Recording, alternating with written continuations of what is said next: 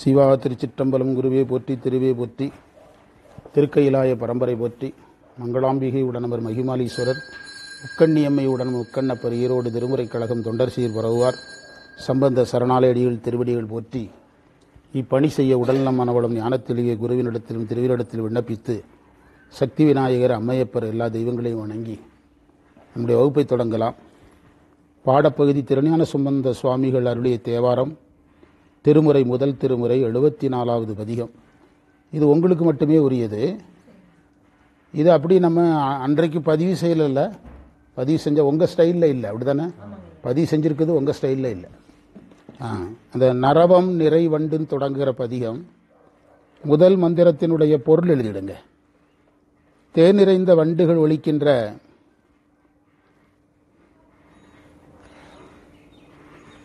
கொன்றை மாலையை விரும்பி சூடுபவன்,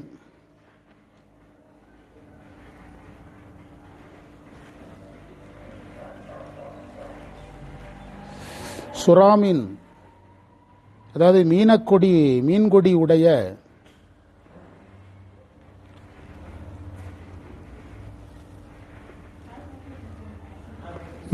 உடைய மன்மதனை எரித்தவன், ஆசை கடவுளை எரித்தவன்.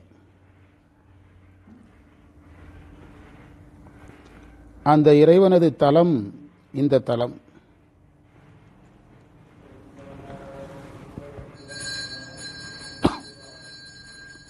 முப்புறம் எரித்தவன்,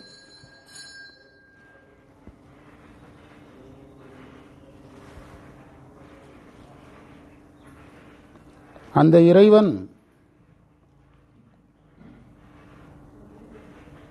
அறவடிவானவன்.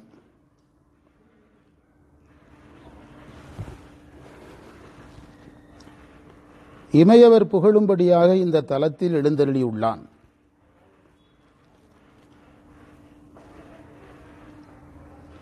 மந்திரத்தினுடைய சொற்பொருள், முதல்ல சொற்பொருள் சொல்லணும். நம்ம வசதிக்காக முதல்ல தொகைப்பொருள் சொல்கிறோம். சொற்பொருள் தான் எப்பவும் முதல்ல சொல்லணும். சொற்பொருள் நரவம் தேன்,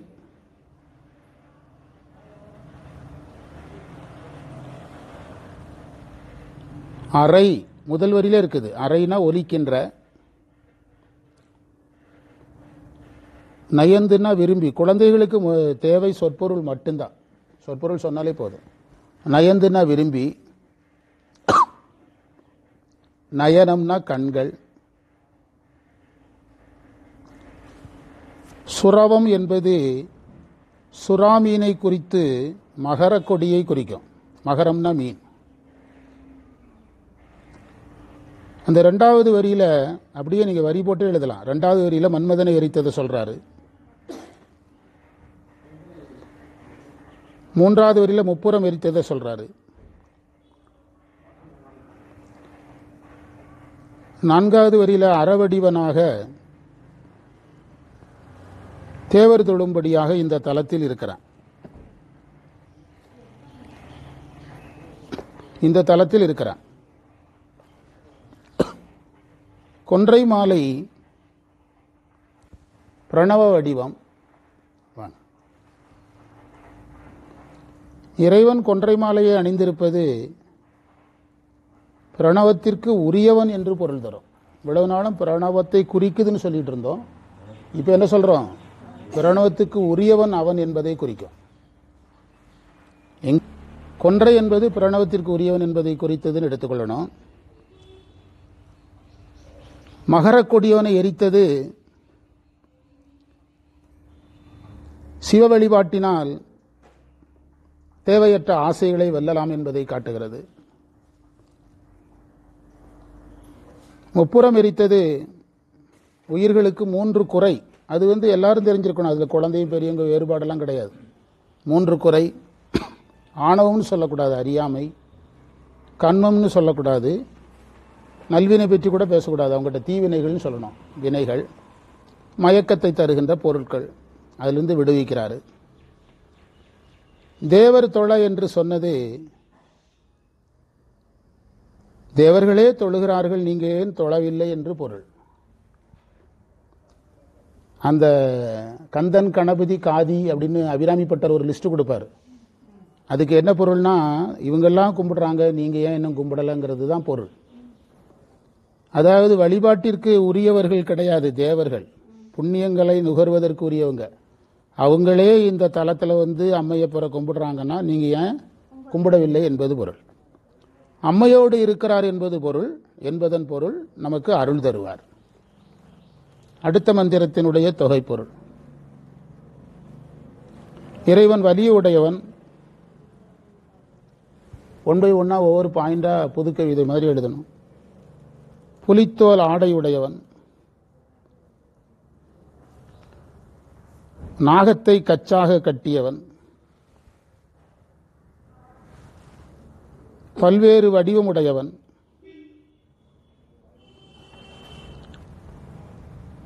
கை நகத்தால் யானைத்தோல் உரித்தவன்.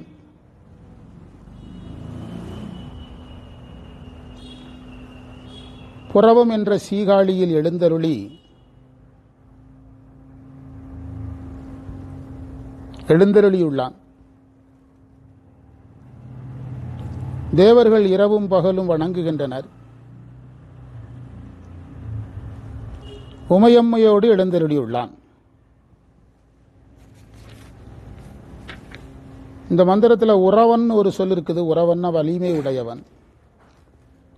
உறவன் புலியின் ஒரு தோலாடை உடைய பேல் படநாகம். படநாகம்னா படம் எடுக்கிற நாகம், படம் எடுக்கும் நாகம். விரைவி விரிப்பூங் கச்சாக வைத்த. கச்சாக வைத்தனா இடையில் கட்டிய, பெல்ட் கட்டுற மாதிரி இடையில கட்டியிருக்கிறாரு. விகிர்தன் பல வடிவங்கள் உடையவன். தன்னால் பொறு. பொருன போர் செய்கின்ற.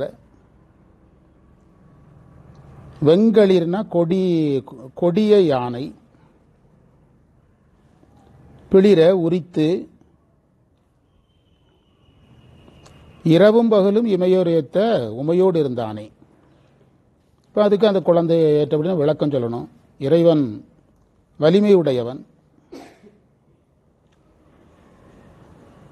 வலிமையுடையவன் என்பதனால்தான் தாருகவனத்து முனிவர்கள் ஏவிய புலித்தோலை உரிக்க முடிந்தது.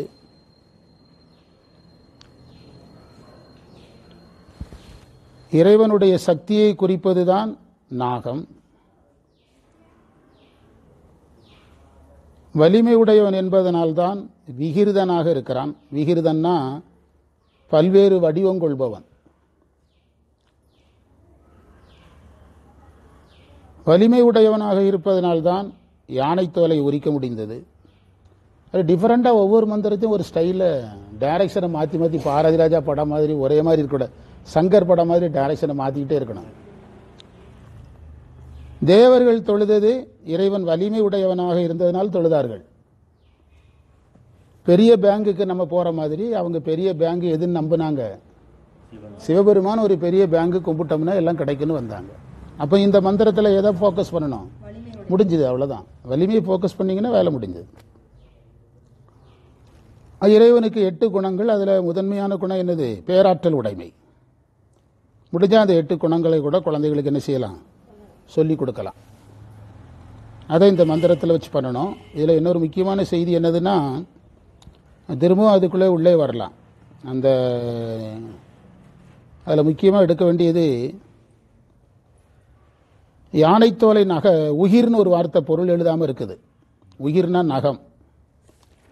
யானைத்தோலை நகத்தால் உரித்ததே என்னது தான்? அதுவும் வலிமை தான்.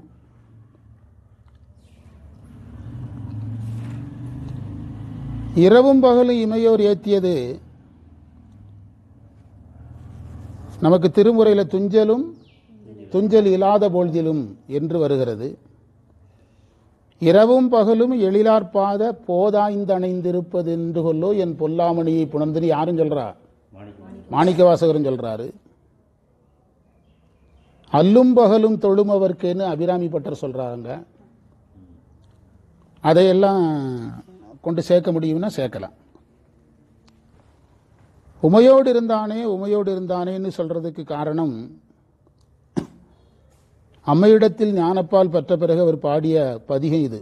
பெற்ற பிறகு முதல்ல தோருடைய செய்வியன், 2வது இது. அதனால அவருக்கு யார் நினைவு அதிகமாக இருக்குது? அம்மை நினைவு இருக்குது. உமையோடு இருந்தானே, இருந்தான் உமையோடுன்னா சிவபெருமான் முன்னால வந்துருவாரு. இவர் யாரை முன்னால போடுறாரு? ஆமா, ஏன்னா அழைச்சதை எப்படிதான் கூப்பிட்டாரு? அம்மையப்பான்னு தான் கூப்பிட்டார். அப்படி வச்சு அந்த மந்திரத்தை நகர்த்தல. மூன்றாவது மந்திரத்துக்கான பொருள், எங்கள் தலைவன் இடையில்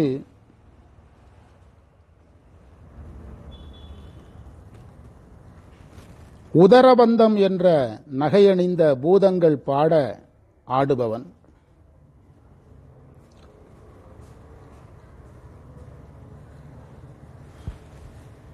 பாதத்தில் சிலம்பு ஒலிக்க ஆடுபவன்,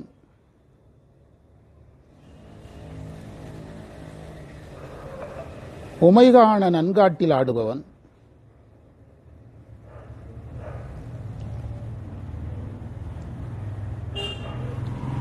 இத்தலம் அந்தணர்கள் நிறைந்த தலம். இங்கு எழுந்தருளி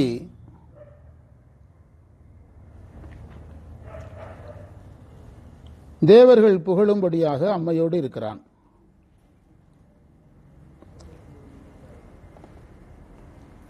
பந்தம் உடைய பூதம் என்ற சொல்லுக்கு பொருள் உதரபந்தம் என்ற நகையை அணிந்த பூதங்கள். கந்தம், மணம், கரிகாடு, இடுகாடு, அமர்வெய்தி, விரும்பி இருந்து.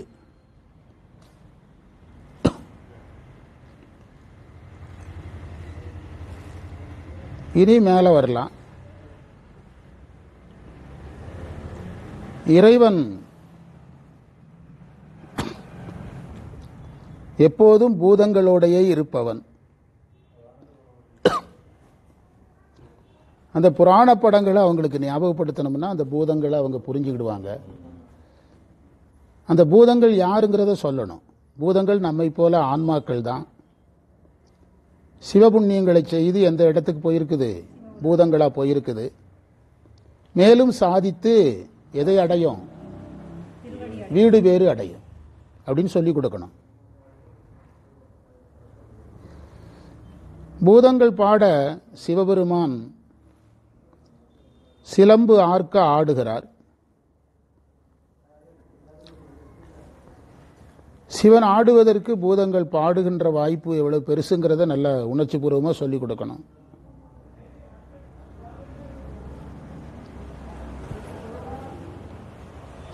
சிலம்பு ஆர்க்க என்பது இறைவன் தன்னுடைய நடனத்தின் மூலமாக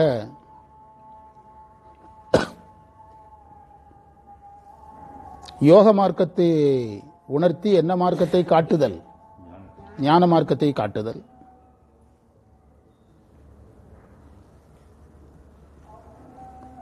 அம்மைகாண நடனம் ஆடுகிறான்ங்கிறதுக்கு நம்ம ஏற்கனவே குமரகுருபரர் விளக்கத்தை சொல்லணும். சொல்லியிருக்கிறோம் ஏற்கனவே. அது திரும்ப சொல்ல வேண்டியது இல்லைல்ல. அம்மைகாண நடனம் ஆடுதலுங்க குமரகுருபரர் விளக்கம். பாலுங்குளவி பசுங்குடர் பொறாதன அப்படின்னு ஒரு வரி இருக்குது இல்ல? யாருக்கு மருந்து கொடுக்கிறது? அதே அந்த செய்தி அதுல சொல்லணும். எரிகாட்டில் ஆடுதல்ங்கிறத நல்லா சொல்லி கொடுக்கணும். எரிகாட்டில் ஆடுதல்னா துஞ்சிருள் ஆடல் உகந்தாய் போற்றின்னு வருது. நள்ளிருளில் நட்டம் பயின்றாடு நாதன் வருகிறது.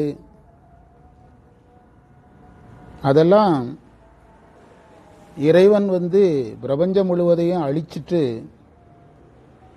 திரும்ப உற்பத்தி செய்வதற்காக ஆடுவது. அதை நம்ம பார்க்க முடியாதுங்கிறதுனால எங்க ஆடி காட்டுறாரு? நன்காட்டில் ஆடி காட்டுறார். கிராமங்களில் அதைத்தான் சுடலை ஆண்டவர்னு, திருநெல்வேலி பக்கமெல்லாம் போனால் இந்த சுடலை ஆண்டவர் அங்கே போகிறதெல்லாம் நானெல்லாம் கண்ணாலே பார்த்துருக்குறேன். அந்த சுடலை ஆண்டவர் கோயிலிருந்து அந்த சாமி புறப்படும் போது ஒரு மேளம் அடிப்பாங்க. ஒற்றை மேளம்னு பேர். சாமி புறப்பட்டுட்டாருன்னு அர்த்தம். ஒரு கோட்டையை விட்டு வேட்டைக்கு போகும் சுடலமாட சாமி அது அங்கே எடுத்தது தான். அப்போ என்ன செய்வாங்கன்னா அங்கங்கே எல்லாம் ஒதுங்கிக்கிடுவாங்க. ஆனால் நம்ம இருக்கிற இடத்துலேருந்து என்ன செய்யலாம்? பார்க்கலாம். நாங்கள்லாம் விவசாயத்தில் இருக்கிறதுனால எந்த ஊரில் சொல்லமடசாமி கோயில் பூஜைன்னு எங்களுக்கு எப்படி தெரியும்? எல்லா ஊர்லேயும் திருவிழா வச்சுருப்பாங்க, எல்லா ஊர் சாமியும் வெளியே வரும். எங்கள் ஊரில் திருவிழான்னா அன்னைக்கு வயலுக்கு போகாமல் இருந்துடலாம். அப்போ அது கையில் தீப்பந்தத்தோடு என்ன செய்யும்? அங்கெல்லாம் சுத்தம். அதெல்லாம் நானும் என்னை சின்ன வயசுலேயே பார்த்து பயப்படுறதில்ல, ஆனால் பயமாக இருக்கும், பயங்கரமான பயமாக. ஏன்னா அந்த ட்ரெஸ்ஸு திரிசூலமெல்லாம் வச்சுருக்கோம் கையில். அதனால் அது குழந்தைகளுக்கு அதை நம்ம நல்ல பயம் வராதபடி சொல்லி காட்டணும். நைட்டில் கனவு கெட்ட கனவு ஏதாவது வந்துட போகுது நம்ம சொல்லி கொடுக்குற முறையில். அடுத்தது அந்தணர்கள் வந்தது எந்த மந்திரத்தில்? முந்தைய மந்திரத்திலையா? அந்த அந்தணர்களுக்கு நீங்கள் வேதம் வேள்வி அதையெல்லாம் கொஞ்சம் விரிக்கணும். அந்தணர்களை சொல்லும் போதெல்லாம் கற்றாங்க எரியோம்பி இதில் தான் வருதா? அந்தணர்கள் வரும்போது என்ன சொல்லணும்? கற்றாங்க எரியோம்பி ஆடி நாயினார் நெய்யோடு பால் தயிர். அந்தணர்கள் ஏன் சைவம் இவ்வளோ முக்கியத்துவம் கொடுக்குதுன்னா அவங்க என்ன செய்யறதுனால? கிரியை. ஆகம சாதனங்களில் எது சிறந்ததுங்கிறாங்க? கிரியை. கிரியை ரொம்ப சரியை எப்படி சிறந்ததோ, சரியை சிறந்தது அதுக்கு அடியார்கள், கிரியை சிறந்தது அதுக்கு அந்தணர்கள். அப்படி ஞாபகம் வச்சுக்கணும். அதை அதில் எடுத்து அழகாக சொல்லி கொடுக்கணும். வர்ற பகுதி தான் அப்படித்தானே? அடுத்தது இமையோர் ஏத்த என்பதை மீண்டும் மீண்டும் சொல்லுவது.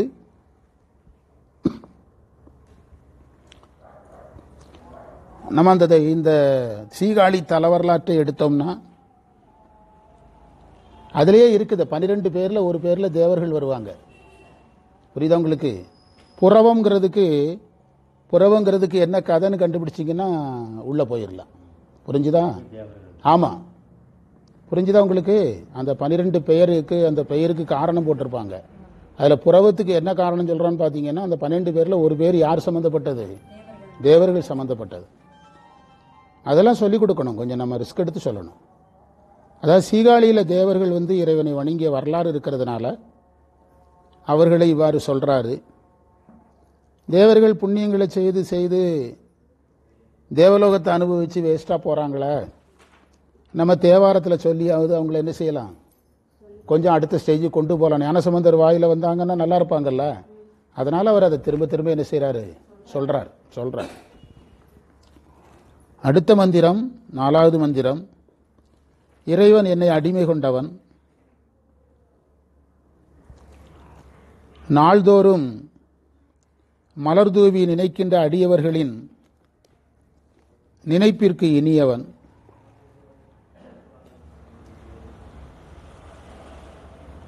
கனைக்கின்ற இடப வாகனத்தை ஊர்தியாக கொண்டவன்,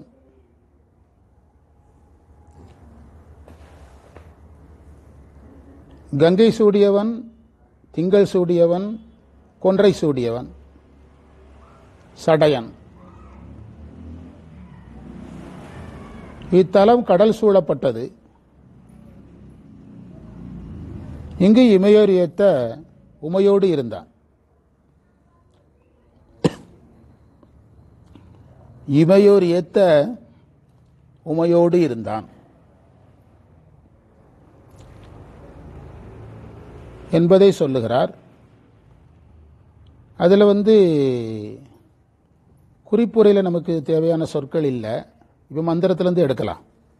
நினைவார் நினைய இனியான், அதில் ஈஸியாக தான் இருக்குது. பனினா குளிர்ச்சி, மலர்தூய் நித்தலும் நாள்தோறும், கனையார் கனைக்கின்ற, விடை காளை வாகனம், ஒன்று என்பது ஒப்பற்றதுன்னும் பொருள் தரும். கமழ்கின்ற என்றால் மனம் வீசுகின்ற, மனம் வீசுகின்ற. புனைவார் சடையான்னா மேலே சொன்ன கங்கை, திங்கள், கொன்றை புனைந்தவன் அர்த்தம். கங்கை புனை இப்படி சொல்லணும். கங்கை புனைந்தவன், திங்கள் புனைந்தவன், கொன்றை புனைந்தவன் அப்படி சொல்லணும். ஞானசம்பந்தர் தேவாரம் ஒரு தேவாரம் பார்த்தாலே அதே பெரிய புண்ணியம். இன்னைக்கு நம்ம 10 தேவாரம் பார்க்குறோம். உடையவன். இந்த 4வது மந்திரத்தில் தான் இத்தலம் நெய்தல் நிலத்தலம்ங்கிறத எடுத்து காட்டுறார்.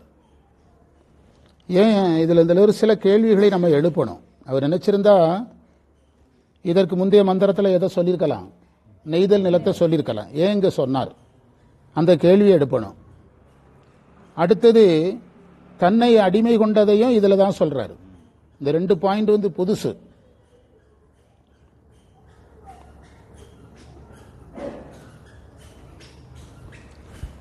என்ற கேள்வியை எழுப்பி,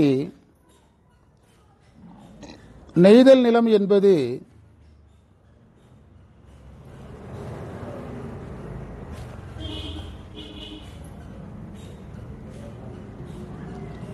தமிழ் இலக்கணத்தில் காத்திருத்தல் என்ற பொருள்ல வரும். காத்திருத்தல், தேடிக்கொண்டு காத்திருத்தல்ங்கிற பொருள்ல வரும். உங்களுக்கு புரிகிற மாதிரி சொல்லணும்னா, கடற்கரையில் கணவன் மீன் பிடிக்க போயிருப்பாரு, மனைவி யாரை தேடிக்கிட்டே நிற்பாங்க, அந்த மாதிரி பொருள் எடுத்துக்கிடணும். கணவன் என்றது இறைவன், மனைவிங்கிறது ஆன்மா. அதுபோல ஒரு சூழலுக்கு தான் நெய்தல் நிலத்தை சொல்லுவாங்க. இந்த தலைமை நெய்தல் நிலத்தில் இருந்தாலும் ஞானசம்பந்தர் இப்போ சொன்னதுக்கு அப்படி ஒரு காரணத்தை நம்ம எடுத்து சொல்லணும். எதுவுமே நம்ம ஓவரா சொல்லலை, பொருந்துறதுனால சொல்றோம். அதற்கு ஏற்றபடி அவரை அடிமை கொண்டதையும் சொல்றார். கடற்கரையில் அந்த காத்திருத்தல் தலைவன் தலைவிக்கு மட்டும்தான் சொல்லணும். அண்ணன் போயிருந்தான் தங்கச்சி தேடிச்சு, அப்பா போயிருந்தார் மகா தேடிச்சுன்னு சொல்லக்கூடாது. தமிழ்ல யாருக்கு தான் சொல்லணும், மட்டும்தான் சொல்லணும். போக்கெல்லாம் பாலை புணர்தல் நறுங்குறிஞ்சி ஆக்கஞ்சேர் ஊடல் அணிமருதம் நோக்குங்கால் இலிருத்தல் முல்லை இரங்கல் நறு நெய்தம். இரங்கல்னா தேடி இறங்கி கொண்டு ஏங்கி கொண்டிருத்தல். இரங்கல் நறுநெய்தம் சொல்லி இருக்கும் ஐம்பால் தொகை. எப்போ படிச்சது, இப்ப தேவையில்லை, ஆனா ஞாபகம் வருது, நான் என்ன செய்யறது. இரங்கல் நறுநெய்தம் அது யாருக்கு மட்டும்தான் சொல்லணும், தலைவன் தலைக்கு மட்டும்தான் சொல்லணும். அதை மருத நிலமா இருந்தா சண்டையை போட்டுக்கிட்டாங்கன்னு சொல்லணும், பாலை நிலமா இருந்தா பிரிஞ்சு போனாங்கன்னு சொல்லணும், முல்லை நிலமா இருந்தா எனது போக்கெல்லாம் பாலை ஆக்கஞ்சேர் உடல் அணிமருது இல்லிருத்தல் முல்லை, இருத்தல்னு பொருள் சொல்லணும். இப்படி வரையறை இருக்குது. அது இதுலேயும் தப்ப முடியாது. அந்த சங்க இலக்கியத்துக்கு சமய நூல்கள் என்ன செய்ய முடியாது, தப்பிக்க முடியாது. இலக்கணம்னு வரும்போது திருமுறை எதற்கு கட்டுப்பட்டது, தமிழுக்கு கட்டுப்பட்டது தான். அருள்னு வரும்போது தான் கட்டுப்படாதே தவிர, நீங்க அருள்நந்தி சிவாச்சாரியார் என்னுடைய நூலில் தப்பு இருந்தா புலவர்கள் மன்னிப்பாங்கன்னு எழுதுறாரு. அப்ப அந்த தமிழ் புலவர்களுக்கு அவர் என்ன கொடுத்து வச்சிருக்கிறாரு, மதிப்பு கொடுத்து வச்சிருக்கிறார். நீங்க நமக்கு இந்த நூல் இருக்குது இல்ல, இந்த 14 சாத்திரத்துக்கு முன்னால ஞானாமிர்தம், அந்த நூல் ஏன் எல்லாரும் படிக்க மாட்டேங்கிறாங்கன்னா, அது சங்க நூல் மாதிரியே இருக்கும். சங்ககால இலக்கணத்தை அடியொட்டி வரக்கூடிய நூல் இது ஞானாமிர்தம். சங்க அகநானூறு புறநானூறு படிக்கிற மாதிரியே இருக்கும் அதனுடைய தமிழ். அதனால அந்த பொருளை நாம இதுல ஏற்கணும். அதுல ஞானசம்பந்தர் அடிமையா வர்றார். குடும்ப வாழ்க்கையிலே கணவன் மனைவியே நம்ம அடிமைன்னு சொல்றது இல்லை. ஆனா அந்த பெண் அப்படித்தானே உணர்றா. என்ன உணர்றா, கணவனுக்கு நான் யாரு. அந்த இடத்துல நீங்க இதுல ஞானசம்பந்தரை வச்சு பார்க்கணும். அந்த நிலத்தை வச்சு, நெய்தல் நிலத்தை வச்சு இறைவனை தலைவியாகவும் ஞானசம்பந்தரை யாராவும் வச்சு பார்க்கணும். இல்லைன்னா ஞானசம்பந்தர் இதை வரிகள் தோறும் இமையோர் ஏத்த உமையோடு இருந்தான்னு சொன்னவர் தன்னை அடிமை கொண்டதை முதல் மந்திரத்திலே சொல்லியிருக்கலாமே, ஏன் சொல்லல? புரியுதா உங்களுக்கு? இதுக்கு நல்ல பிரமாணம் என்னதுன்னா, இதற்கு முந்தைய பதிவு என்னது, தோருடைய செவியன்ல அவர் சொல்றாரு, வெள்வளை சோர என்னை அடிமை கொண்டதுனால எனக்கு உடம்பு மெலிஞ்சு வளையலெல்லாம் கலண்டு போயிட்டுங்கிறார். 3 வயசுல தன்னை யாராக காட்டுகிறார், பெண்ணா காட்டுறாரு. வெள்வளை சோரன் ஒரு வரி இருக்குது, இன்னொரு வரி இருக்குது, 2 இடம் இருக்குது. 2 இடத்துல சொல்லுவார். 3ஆம் மந்திரத்தை ஒரு தடவை சொல்லுவார், திரும்ப ஒரு தடவை சொல்லுவார். இதுலயே பார்த்தா போச்சு. இது எத்தனாம் திருமுறை, அதை கொண்டாங்க, அந்த புக்கு கொடுங்க. நீங்க அதுல இருந்து, அதாவது உரையாசிரியர்கள் அல்லது வரலாற்று ஆராய்ச்சியாளர்கள் இந்த 2வது பதிகத்தை எதோட கட்டாயம் ஒப்பிடணுங்கிறாங்க, இந்த தோருடைய சிவனுக்கு அடுத்த பதிகம் தான் இதுங்கிறத சொல்றதுக்கு போராடுறாங்க. நம்ம போராட்டமே வேண்டாங்கிறோம், இந்த விஷயங்களே போதுங்கிறோம். நம்ம இந்த விஷயங்களே போதுங்கிறோம். ஒரு 3வது மந்திரத்தில் வெள்வளை சோர இருக்குது, அது திரும்ப ஒரு தடவை வரும்.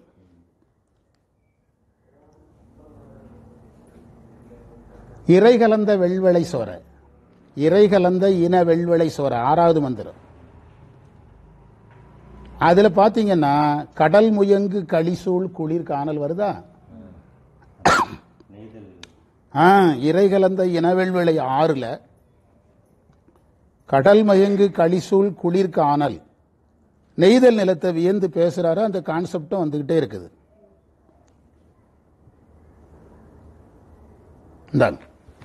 அந்த குழந்தைகள்கிட்ட நம்ம என்ன சொல்லணும்னா, இதை நீங்க 10ஆம் வகுப்புல படிப்பீங்கன்னு சொல்லணும். இந்த நிலம் பற்றிய செய்தி, பெரும்பொழுது சிறுபொழுது முதற்பொருள் கருப்பொருள் அப்படின்னு அதுக்கு பேரு. முதற்பொருள் கருப்பொருள் பெரும்பொழுது சிறுபொழுது. பெரும்பொழுதுங்கிறது தமிழ் மாசத்தை 2 மாசமா பிரிப்பாங்க. சித்திரை வைகாசி 2 அடுத்த 2 மாசமா ஜாயிண்ட் போடுவாங்க.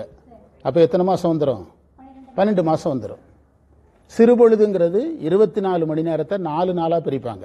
அறுநாள் 24 அப்படி பிரிப்பாங்க. வைகரையிலிருந்து ஆரம்பிப்பாங்க. அப்படி பிரித்து 24 மணி நேரத்தை மேனேஜ் பண்ண சிறுபொழுது. இப்போ நம்ம பேசிட்டு இருக்கிறது கருப்பொருள். என்ன பொருள்? கருப்பொருள். முதற்பொருள் நிலமும் பொழுதும் முதற்பொருள். நம்ம பேசிட்டு இருக்கிறது நிலமும் பொழுதும் முதற்பொருள். நான் சொன்னது உரிப்பொருள். என்னது? இரங்கல்ங்கிறது என்ன பொருள்? முதற்பொருள், கருப்பொருள், உரிப்பொருள். இதெல்லாம் மறந்து நடத்தி ரொம்ப வருஷம் ஆச்சு. ஆனால் மறக்காம இருக்குது. அதுதான் ஆச்சரியம். முதற்பொருள்ங்கிறது நிலமும் பொழுதும். கருப்பொருள்ங்கிறது அந்த நிலத்தில் என்னெல்லாம் இருக்கலான்னு ஒரு 13 பொருள் சொல்லுவாங்க. இப்போ இந்த நெய்தல் நிலத்தில் தாமரை பூத்துதுன்னு சொல்லக்கூடாது. நெய்தல்னு ஒரு பூ இருக்குது, அது பூத்துதுன்னு தான் சொல்லணும். நெய்தல் நிலத்தில். பாலை நிலத்தில் போய் நீங்கள் நல்லா ஓடையா நல்லா வைகை ஆறு ஓடிச்சுன்னு சொல்ல முடியுமா? அப்போ ஆறு சொல்ல முடியாது. எத்தனை பொருள் சொல்லலாம்னு ஒரு வரையறை வச்சிருக்கிறேன். மேக்சிமம் 13 பொருள் எந்த நிலத்துக்குரியது? அந்தந்த குறிப்பிட்ட நிலத்துக்குரியது. புரியுதா? அப்போ ஒரு நிலத்தை பற்றி பேசும்போது முதற்பொருள் பேசுவாங்க. முதற்பொருள்ங்கிறது நிலத்தை பற்றி பேசுறது, பொழுதை பற்றி பேசுறது. அடுத்தது கருப்பொருள் பேசுவாங்க. அது ஒவ்வொரு நிலத்துக்கும் 13 வகையான பொருள் இருக்கு. இப்போ உதாரணமா பண்ணுன்னு எடுத்தீங்கன்னா நெய்தல் பண்ணும்பா. மருத நிலத்துக்கு வந்துட்டா என்ன பண்ணு சொல்லுவான்? மருத பண்ணும்பா. நெய்தல் பண்ணு எதற்கு பொருந்தாது? மருத நிலத்துக்கு பொருந்தாது. இங்கிலீஷ்காரனுடைய அந்த அவனுடைய மேலை நாட்டு இசை நமக்கு கோயிலுக்கு பொருந்துமா? கிறிஸ்தவ கல்யாணத்தில் வாசிக்கிற வாத்தியத்தை நீங்க உங்க கல்யாணத்துக்கு பயன்படுத்துவீங்களா? அப்போ அந்த இசையில வேறுபாடு இருக்குதுல்ல. அப்படி அந்த காலத்தில் அவங்க அதை பெருசா பிரிச்சு வச்சிருக்கிறாங்க. அந்த காலத்திலே பிரிச்சு வச்சிருக்காங்க. இதையெல்லாம் அந்த குழந்தைகிட்ட ஸ்கூல்ல நீங்க படிப்பீங்கன்னு நம்ம சொல்லணும். என்ன எழுதுனீங்க? அந்த நெய்தல் நிலத்தை வச்சு அதை இதுல பேசணும். அடுத்த மந்திரத்துக்கு வந்துடலாம். 5வது மந்திரத்தினுடைய தொகை பொருள். இறைவன் நாகமணிந்தவன், கபாலமுடையவன்,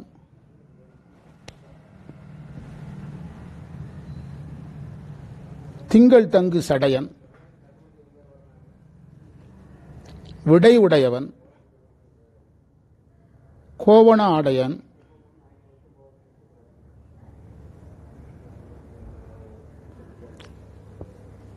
கடல் சூழ்ந்த இந்த தலத்தில் எழுந்தருளியவன். கடல் பல முறை வர்றதுக்கு நம்ம ஒரு நல்ல காரணம் சொல்லணுமா வேண்டாமா? கட்டாயம் சொல்லணுமல்ல. கடல் சூழ்ந்த இந்த தலத்தில் எழுந்தருளியவன் தேவர் ஏத்த உமையோடு இருக்கிறான்.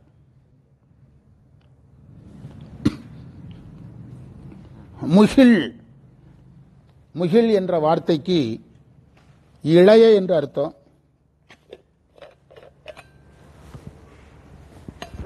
சரினா சரிகின்ற, திரைனா அலைன்னு அர்த்தம். அன்னைக்கு நடத்தினதுல ஒரு பொருள் வருது, இன்னைக்கு நடத்தின இன்னொரு பொருள் வருது. என்ன? ஆமா. 5வது மந்திரம். செங்கண் அரவு, அரவுன நாகம், நகு சிரிக்கின்ற, சிவந்த கண்ணை உடைய நாகம் உடையவனா இருக்கிறாராம். சிரிக்கிற மாதிரி இருக்குதான் அவர் வச்சிருக்கிற கபாலம். இப்படி கூட சொல்லலாம். இறைவன்கிட்ட இருந்தா மண்டையோடு கூட என்ன செய்யுது? மகிழ்ச்சியா இருக்குதுன்னு சொல்லலாம். சிவபெருமான் கூட சேர்ந்தா மண்டையோடு கூட எப்படிதான் இருக்குது? மகிழ்ச்சியா தான் இருக்குது அப்படின்னு கூட சொல்லலாம். புதுமையா பார்க்கணும் சார் எல்லாத்தையும். நான் ரொம்ப சிம்பிளா சொல்லட்டா, நான் ஒரு அறிவியல் பூர்வமாக ஒரு செய்தி உங்களுக்கு சொல்கிறேன். இப்போ இஸ்ரோன்னு ஒரு அமைப்பு இருக்குது. அவங்களுக்கு ஏவுகணை விடுறது வேலையா வேற வேலையா? ஏவுகணைகளை செலுத்துறது அவங்க வேலைன்னு வச்சுக்கலாம். ராக்கெட் செலுத்துறது அவங்க வேலை. 20 வருஷத்துக்கு முந்தி தயாரித்த ஏவுகணையை செலுத்திக்கிட்டே இருக்காங்களா, புதுசு புதுசாக செலுத்தணுமா? அதுதான் நம்ம வேலை, மறந்துடாதீங்க. இதுதான் நம்ம வகுப்புக்கும் மற்ற வகுப்புகளும் வேறுபாடு. 20 வருஷம் முந்தி கண்டுபிடிச்ச ஏவுகணையை 6 மாதத்துக்கு ஒரு தடவை செலுத்துறதல்ல வேலை. ஒரு தடவை செலுத்தின ஏவுகணையை விட அதைத்தான் குருகுலத்தில் பண்ணுங்கிறேன். டெய்லி புது ஏவுகணை போயிட்டு இருக்கணும், அதை செய்யுங்கிறேன். புரியுதா உங்களுக்கு? இஸ்ரோவை ஞாபகம் வச்சுட்டீங்கன்னா போதும். நம்முடையது இஸ்ரோ தானே, அவங்க நாசா. புரிஞ்சுட்டா உங்களுக்கு? ஏவுகணை செலுத்தணும், ஆனால் முந்தைய ஏவுகணைக்கும் இந்த ஏவுகணைக்குமான தொழில்நுட்பம் வேறா இருக்கணும். அதில் தான் நம்ம உறுதியாக இருக்கிறோம், வேறா இருக்கணும். இப்போ இந்த சித்தாந்த நூல்களாக இருந்தாலும் சரி, சிவாயனம் திருமுறை நூலாக இருந்தாலும் சரி, உரையில் இருக்கிறத பேசி நான் உங்கள்கிட்ட ஏற்கனவே சொல்லியிருக்கிறேன். நிறைய பேர் அதில் கொஞ்சம் சிரமப்படுறாங்க. நான் ஏன் அதில் ஆர்வம் காட்டலைங்கிறத நல்லா தெரிஞ்சுக்கிடுங்க. நம்ம வளர முடியாது, நல்லா தெரிஞ்சுக்கிடுங்க. ஏன் வளர முடியாதுன்னா, யார் எழுதினாதுன்னே தெரியாத ஒன்றை நீங்கள் படித்து என்ன பண்ண போகிறீங்க? அவங்க அருள் கிடைக்கணும்ல சார். இப்போ நான் இது ஞானசம்பந்தர் தேவாரத்தை நான் பேச பேச யாரு கூட பேசுகிறதா ஃபீல் பண்ணுறேன். அந்த உரையை எழுதினவர் என்ன மாதிரி ஒரு சராசரி மனிதராக இருந்தால், சிவஞான முனிவர்னா ஓகே, பண்டிதமணி கதிரசன் செட்டியார்னா ஓகே, CK செய்யார்னா ஓகே. சும்மா ஒரு சராசரி மனிதர்கள் எழுதின உரையிலே போய் மண்டை பிக்க நமக்கு என்ன கிடைக்கும்? எல்லாம் கிடைக்கும், எல்லாம் கிடைக்கும். அருள் வரணுமே சார். அதுதான், அதில் தான் நான் தெளிவாக இருக்கிறேன். பிறகு நீங்கள் மூலத்தில் வலுவாக இருந்தால் மட்டும்தான் கிளாரிட்டின்னு சொல்லுவாங்க சார். டீச்சிங்கில் கிளாரிட்டினா என்னதுன்னா, இப்போ நாங்கள் படிக்கிற காலத்தில் எங்கள் தமிழாசிரியர் நடத்தி முடித்தார்னா, நாங்கள் பொருள் சொன்னால் தான் விடுவார். எழுதலாம் கூடாது, நோட்ஸ் எல்லாம் வச்சு வீட்டில் வச்சுக்கலாம், வகுப்பு கொண்டு வரக்கூடாது. அவர் நடத்தி முடிப்பார். நடத்தின பொருளை நாம் சொன்னாலும் முடிஞ்சுது. 10 திருக்குறளுக்கு பொருள் சொல்லிட்டோம்னா, ஒவ்வொரு திருக்குறளுக்கும் தனியாக கேள்வி கேட்டானா 2 மார்க்கு, 3 திருக்குறளை சேர்த்து கேட்டானா 4 மார்க்கு, 10ஐயும் சேர்த்து கேட்டானா 8 மார்க்கு முடிஞ்சுது. 2 மார்க் 4 மார்க் 8 மார்க் முடிஞ்சுதுன்ட்டு போயிட்டே இருப்பார். என்ன கிடையாது, நோட்ஸும் கிடையாது, ஒன்றும் கிடையாது, எதுவும் கிடையாது. கிளாரிட்டின்னு வேறு, அதுக்கு பேர் தான் என்னது? Clarity. Method of delivery, method of teaching அப்படின்னு சொல்கிறது. அதில் நம்ம கொஞ்சம் ஒரு மாடலாக இருப்போம்னு நம்ம ஆசைப்படுறோம். இன்றைக்கி நான் சொன்ன உதாரணம் ரொம்ப முக்கியமான உதாரணம், ஞாபகம் வச்சுடாதீங்க. ஏவுகணை ஏவுதல் மட்டும் நோக்கமல்ல, ஒவ்வொரு நாளும் அந்த ஏவுகணை எப்படி இருக்கணும்? புதிதாக இருக்கணும். அது தொழில்நுட்பம். ஏற்கனவே ஏவுனது 3000 கிலோமீட்டர் போகும்னா, அடுத்தது 3500 கிலோமீட்டராவது என்ன செய்யணும்? போகணும். இல்லைன்னா அந்த வேலையை செய்ய விட மாட்டாங்க, மத்திய அரசு நிதி கொடுக்காது. அடுத்து என்ன செய்ய போறீங்கன்னு கேட்டால் அவன் சரியாக சொல்லணும். நீங்கள் முதல்ல தயாரித்ததை கவர்மெண்ட்டை ஒப்படைச்சிட்டு ஒதுங்கிடணும். அதை திரும்ப தயாரித்து கொடுக்கறதோட சரி, ஏவுற வேலையெல்லாம் கிடையாது, தயாரித்து வாங்கி வச்சுடுவாங்க, அவ்வளோதான். இராணுவத்துக்கு புதுசாக என்னது செஞ்சு காட்டுன்னு கேட்பாங்க. மத்திய அரசு என்ன கேட்கும்? புது ப்ராஜெக்ட் என்ன, அது என்னது, சக்ஸஸாக ஃபெயிலியராக அதை சொல்லு பார்க்கலாம். ஃபெயிலியர் ஆகிறத பற்றி கவலைப்பட மாட்டாங்க, ஆனால் புதுசாக செய். என்ன பொருள் சொல்லிட்டு இருந்தோம்? மண்டையோடு கூட சிரிக்குது. அப்போ சிவபெருமான்றதா நம்ம எப்படி ஜாலி மகிழ்ச்சியாக இருக்கலாம்? அதே மண்டையோடு பிரம்மன்ட்ட இருந்தா தலைக்கணம் வந்திருக்கும், இப்படி யோசிக்கலாம்ல. அதே மண்டையோடு பிரம்மன் தலையில இருந்தா அது எதோட இருந்திருக்கும்? நான்கிற எண்ணத்தோட இருந்திருக்கும். ஆனா சிவபெருமான் கையில அது என்ன செய்யுது? மகிழ்ச்சியா இருக்கு. ஏன் மகிழ்ச்சியா இருக்குதுன்னா, உயிர்களுக்கு தேவையற்றதை வாங்குவதற்கு அது என்ன செய்கிறது?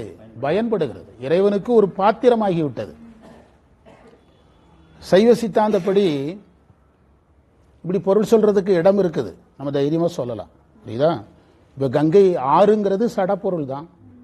ஆனா நம்ம திருமுறையில் ஆற சடப்பொருளா பார்க்கலையே. இப்ப ஆத்துக்கு ஒரு நீதி, மண்டை ஓட்டுக்கு ஒரு நீதி சொல்லக்கூடாது. புரியுதா? அதுலயும் எது கலந்து இருக்குங்கிறத விட்டுறக்கூடாது. அருள் கலந்து தான் இருக்கு. கங்கையில கலந்த அருள் மண்டையோட்டிலையும் கலந்து இருக்கு, மறந்துடக்கூடாது.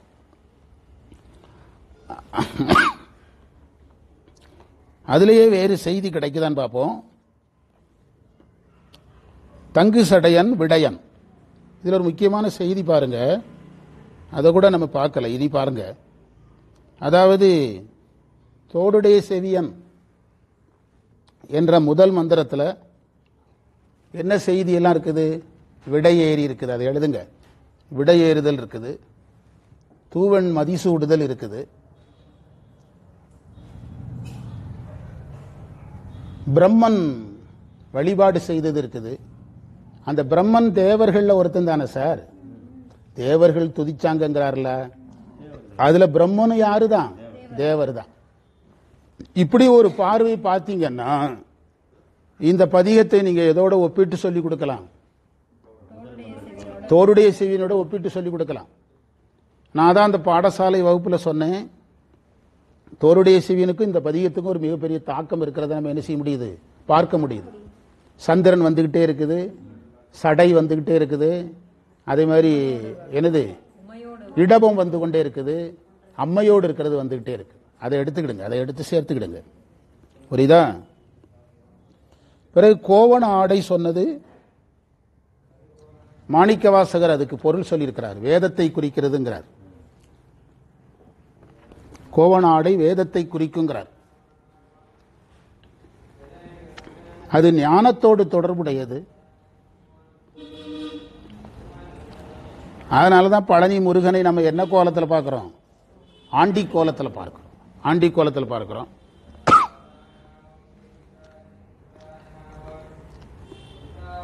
அந்த ஆண்டி கோலத்தில் இருக்கிற முருகன் என்ன பண்டிதனா இருக்கிறான், அதை சேர்த்துக்கணும், அதை கோர்க்கிறதுல தான் இருக்குது. முருகன், ஞானம், கோவணம், வேதம், அப்படி கனெக்ட் பண்ணா வேலை முடிஞ்சு.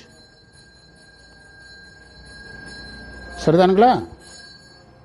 அடுத்தது கடலை சொல்லும்போது பொங்கி எழும் அலையுடைய கடல்ங்கிறார். பொங்கி எழும் அலையுடைய கடல் என்று கடலுக்கு அடைமொழி சொல்லுகிறார்.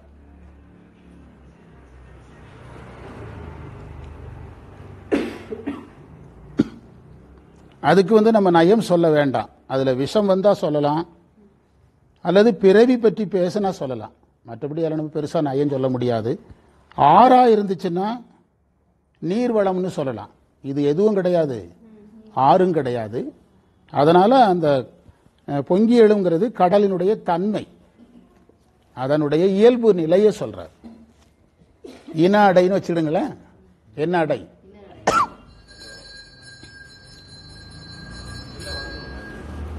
அடுத்த மந்திரம் ஆறாவது மந்திரம். என்னை அடிமையாக உடையவன்,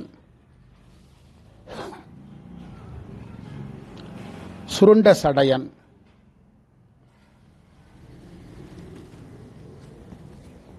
பன்றிக் கொம்பை அணிந்தவன்,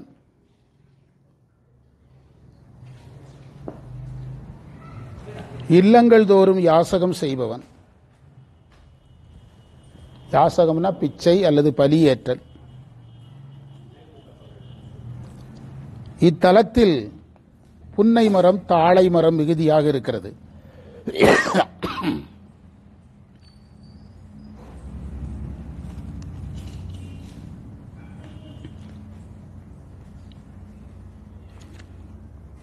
சொற்பொருள், கேளல் எயிறு என்பது பன்றி பல்னு அர்த்தம். இந்த மாலை நேர வகுப்பு எடுக்கக்கூடாது, ஆபத்து உடம்பு. காற்று, கிளைமேற்று. நம்ம எல்லாரும் 4 மணிக்கு 3:30 மணிக்கு வந்துட்டு 5 மணிக்கு போயிடுவோம்னா பிரச்சனை இல்லை. அப்புறம் மரத்தடியில் இருக்கவே கூடாது, இல்லைன்னா இடத்த மாற்றணும். எது குறைவா இருக்கும் மரத்தடியில்? ஆக்சிஜன் குறைவா இருக்கும், கார்பன் டை ஆக்சைடு தான் அதிகமாக இருக்கு. நம்ம எல்லா கோயிலையும் உட்கார்றது எதுக்கு இல்லை தான், மாரியம்மன் கோயிலில் மரத்தடியில், முத்தியாவளியில் விட்டு மரத்தடியில்.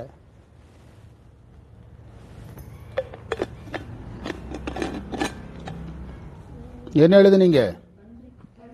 அம்மையோடு இத்தலத்தில் இருக்கிறான், அதெல்லாம் எழுதிட்டீங்களா? பொருள் பார்க்கலாம். 6 சடை தாழுதல் ஞானம். அதுக்கேற்றபடி முன்னால கோவண ஆடை வந்துதா, அது மேட்ச் பண்ணி கொடுக்கணும், அதுல தான் திறமை இருக்கு. பன்றிக் கொம்பு அணிதல் பேராற்றல். முனைப்பு அடக்குதல். யாருடைய கொம்பு அது? திருமால் பன்றியாக வந்தபோது எடுத்த கொம்பு. அவருடைய முனைப்பை அடக்கிறதுக்கு தான் இந்த கொம்பை அணிகிறார். எனவே முனைப்பு அடக்குதல் என்ற பொருள் அதை எடுத்துக்கிடணும். அந்த பொருள் மட்டும் கிடையாது, முழுமுதற் பரம்பொருள்ங்கிற பொருளையும் எடுக்கணும்.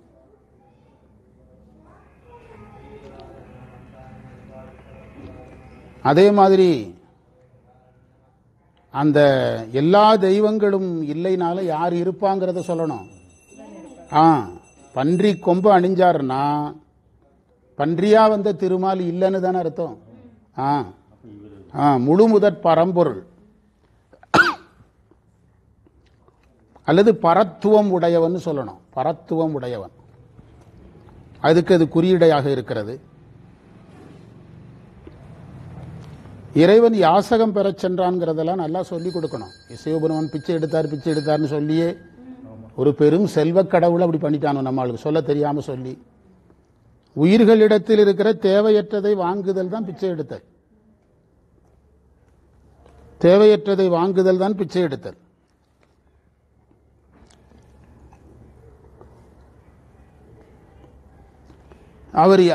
அவரிடத்தில் யாசகம் கொடுத்தது யார்?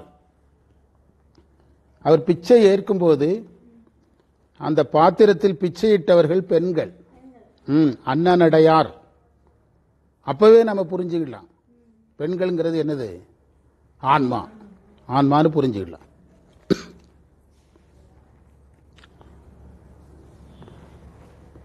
அந்த தலத்தில் இருக்கிற மரங்கள் ரெண்டு சொன்னார். புன்னை மரம், மடல்ங்கிறது தாழை. புங்க மரம் இருக்குது, மடல்ங்கிறது தாழம்பூ இருக்குது.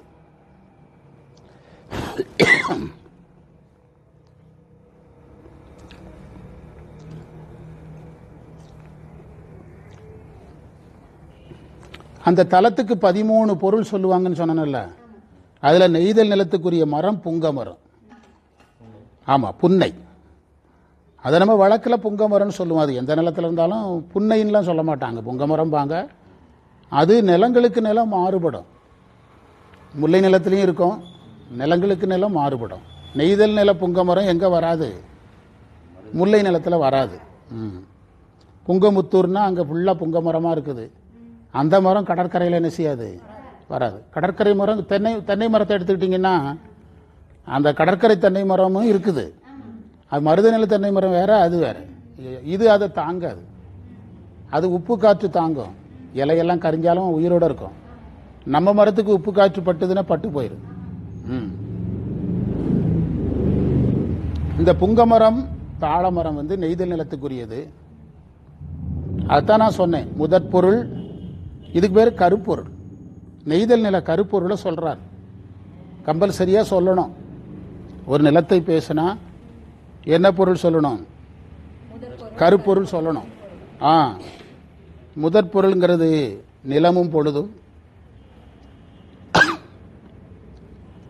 கருப்பொருள்ங்கிறது அந்த நிலத்திற்குரிய 13 பொருட்கள். அதில் எது எல்லாம் சொல்லணும்னு கிடையாது, சொன்னால் கரெக்டாக இருக்கணும். இப்போ வந்து ஒரு தலைவன் தலைவி 2 பேரும் பிரிஞ்சு போனாங்க, பாலை நிலத்து வழியாக போனாங்க. நல்ல கதலி வாழைத்தாறு நல்லா கொத்து கொத்தா நிறைய வாழைத்தாராக இருந்ததுன்னு பாட முடியாதல்ல. பாட முடியாதல்ல. அங்கே வந்து மரங்கள் எல்லாம் இலை உதிர்ந்து இருந்தது. அங்கே நடக்கிற சம்பவமும் அங்கே இருக்கிற காட்சியும் மேட்ச் ஆகணும். அதில் தமிழில் உறுதியாக இருந்தாங்க. இப்போ நீங்கள் சினிமா படம் எடுத்துக்கிட்டிங்கன்னா பாலைவனத்தில் டூயட் சாங் எடுக்கிறாங்க. தமிழில் அப்படி பாட மாட்டாங்க. தமிழ் அப்படி பாடக்கூடாது. அவனுக்கு வந்து அது கேமராவுக்கு நல்லா இருக்கும், அதனால எடுக்கிறான்.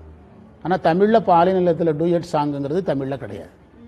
இதுதான் நாங்கள் அது முறையாக படித்ததுனால சொல்கிறேன். எனக்கு அது ஞாபகம் வர சொல்கிறேன்.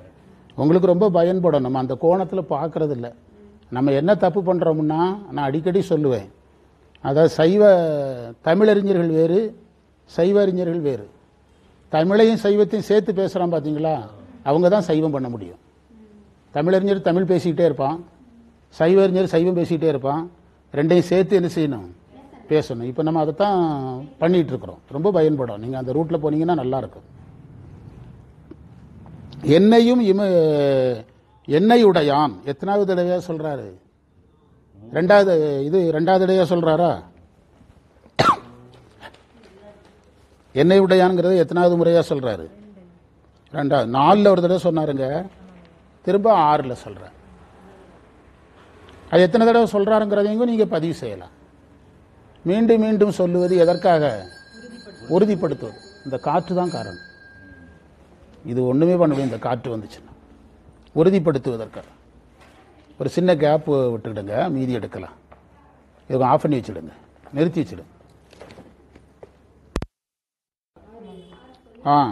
என்னையும் உடையான். என்னைங்கிறது எத்தனாவது முறையா சொல்றாரு?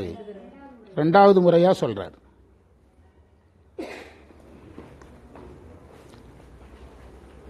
அதாவது சங்க இலக்கியத்தில் ஒரு பாடல்ல வரும், ஒரு தலைவன் ஒரு தலைவி கிட்ட சொல்றான், கடற்கரையில் புன்னை மரம் இருக்குது, நாம அந்த புன்னை மரத்துக்கு அடியில் சந்திச்சுக்கிடலாம் அப்படின்னு சொல்றான். ஒரு பாட்டு உண்டு, அகநானூற்றில் உண்டு. அகநானூறாக இருக்கும் அல்லது குறுந்தொகையாக இருக்கும். அப்போ அந்த தலைவி சொல்லுவா, நாங்கள் சின்ன பிள்ளைகளாக இருக்கும்போது விதைகளை ஊன்றி விளையாடும் போது ஊன்றின விதையில தான் எது முளைச்சுது? இந்த புன்னை மரம் முளைச்சுது. அதனால என்னுடைய அக்கா அது எது? ஆமா, அந்த மரத்துக்கடியில் சந்திக்கிறது யாருக்கு நின்று பேசுற மாதிரி? அக்கா கிட்ட நின்று பேசுற மாதிரி. எவ்வளவு பெரிய தவறா போயிரும். அதனால எந்த மரம் வேண்டாம். அதுல என்ன செய்தின்னா, மரத்தை யாரா நினைச்சிருக்கிறான்? அதான் நம்ம காடுகளை காப்போங்கிற அன்னைக்கு அவன் 2000 வருஷத்துக்கு முந்தி மரங்களை யாராக சொல்லியிருக்கிறான்? அக்கான்னு சொல்லியிருக்கிறான். இப்படி நிறைய பாடல்கள்லாம் அதுல வரும். அதெல்லாம் நம்ம எல்லாருக்கும் சொல்லிக் கொடுக்கலாம். குழந்தைகளுக்கெல்லாம் இது நல்லா பயன்படும். நம்ம நடத்த அவங்களுக்கு ஞாபகம் வரும். 7வது மந்திரம். இந்த இமையோர் ஏத்தங்கிறத மீண்டும் மீண்டும் சொல்றதுல நிறைய பொருள் புதுசா சொல்லியிருக்கிறேன். 12 பெயர்ல 1 தேவர்கள் ஏத்துனது இருக்குது. பிரம்மதேவன் வழிபட்டதும் இமையோர் ஏத்துதல் தான். அவரும் தேவர் வகையை சேர்ந்தவர் தான். இன்னொரு பொருள் இவங்களுக்கே என்ன பேரு? ஞான சம்பந்தர் அவங்க தந்தைக்கெல்லாம் என்ன பேரு? பூசுரர். அவங்களுக்கு பேரே தேவர் தான். பூமியில் வாழ்கின்ற தேவர்கள். பிராமணர்களுக்கு சைவத்தில் என்ன பேருனா பூசுரர். அப்படின்னா பூமியில் வாழ்கின்ற தேவர்கள். அவங்க எங்க வாழ்ற தேவர்கள்? வானில் வாழ்கின்ற தேவர்கள். இங்க வாழ்ற தேவர்கள். அதனால அது இத சேர்ந்து வரும். 7வது மந்திர பொருள் விடமுண்டவன்.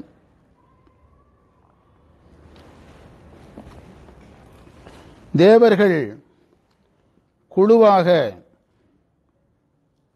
விண்ணில் மகிழ்ந்து வாழ்கின்றார்கள். வாழ விடமுண்டவன் அர்த்தம். இடபக்கொடியோன். இந்த இடபக்கொடியோன்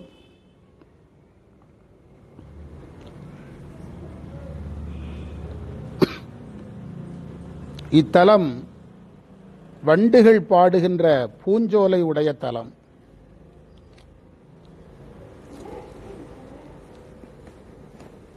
இங்கு அம்மையோடு இமையோரியத்தை இருக்கிறான். அதான் விஷயம்.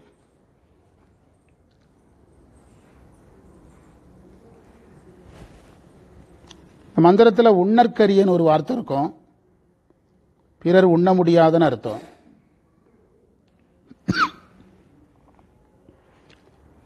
தோளம்னு ஒரு வார்த்தை இருக்கும். தோளம் என்ற சொல்லுக்கு அதிக எண்ணிக்கைன்னு அர்த்தம்.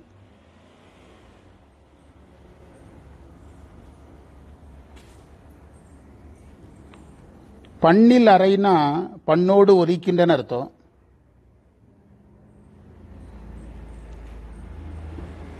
எண்ணில் சிறந்தனா எண்ணிக்கையில் மிகுந்தன்னு பொருள். இப்ப பொருள் பார்க்கலாம். விடமுண்ணுதல் பேராற்றலும் பேரருளும். தேவர்கள் அதிகமாக இருந்ததை தோளம் என்ற வார்த்தையால் குறிப்பிட்டார். ஒரு புதிய செய்தி. தோளம் என்பதற்கு மிகுந்த எண்ணிக்கைன்னு அர்த்தம். நூற்றுக்கணக்கா ஆயிரக்கணக்கான்னு சொல்றோம் பாருங்க, அது மாதிரி ஒரு வார்த்தை அது. பல தேவர்களை வாழ வைக்க ஒரு பரம்பொருள் எதை உண்டார்? விடத்தை உண்டார்.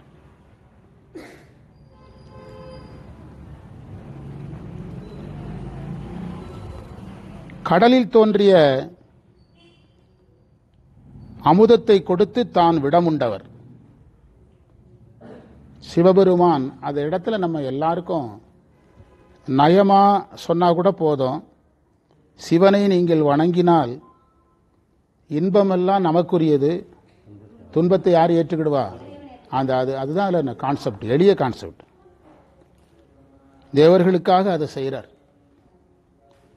இன்பத்தை நமக்கு தருவதற்கு இறைவன் தகுதி பார்ப்பதில்லை. அப்படி பார்த்தா தேவர்களுக்கு என்ன கொடுக்க முடியாது? அமுதம் இல்லை, ஒரு சாக்லேட் கூட கொடுக்க முடியாது. ஆனால் இறைவன் அதை யோசிக்காம என்ன செய்தார்? கொடுத்தார். ஏன் தெரியுமா? அது அடுத்த கேள்வி. ஏன் கொடுத்தாருன்னா, அதுக்கு அவங்க ஆசைப்பட்டுட்டாங்க. வேண்டத்தக்கது வேண்ட முழுதும் தருவை, வேண்டுவார் வேண்டுவதே ஈவான் கண்டாய். அவங்க அதுக்கு ஆசைப்பட்டுட்டாங்க. சைவ சித்தாந்தப்படி பண்டார சாத்திரத்தில் ஒரு தனி கான்செப்டாகவே போகுது. பண்டார சாத்திரத்தில் ஒரு கேள்வி கேட்குறாங்க, நான் உங்களுக்கு அது தனியாக நடத்துகிறேன் ஒரு நாள். திருடுறவனுக்கு கடப்பாறையை கொடுத்தது யாரு? சாமி தானே. அவன் திருடக்கூடாதுன்னா எதை மறைச்சிருக்கலாம்? மறைச்சிருக்கலாம் இல்ல? திருடுற இடத்த மறைச்சிருக்கலாம் இல்ல? கடப்பாறையும் கொடுத்து விட்டு திருடுற இடத்தையும் காட்டி திருட வேண்டிய பொருளையும் காட்டி திருட வச்சுட்டு யாரை பாவம் செய்தவன்னு சொல்றீங்க? முறைப்படி பார்த்தா பாவி நீங்க தான் கேட்கிறார் பண்டார சாத்திர ஆசிரியர். இது எந்த வகையில் நியாயம் அப்படின்னு ஒரு 10 கேள்வி கேட்பார். அதில் விடை தான் ஆச்சரியம். அந்த விடைக்கு தான் நான் இப்போ வந்திருக்கிறோம். அது விடை என்னதுன்னா, அந்த திருட வேண்டும் என்ற எண்ணம் அவனுக்கு வந்துட்டு பார்த்தீங்களா, அவனை திருட வைக்கணும். அது யாருடைய வேலை? இப்போ இந்த இடத்துல யார் குற்றவாளின்னா 2 பேரும் குற்றவாளி கிடையாது. திருட வேண்டும் என்ற எண்ணம் எதனால் வந்தது? ஆணவ மலத்தால் வந்தது. ஆசைதான். என்ன மலத்தால் வந்தது? குற்றவாளி யாரு?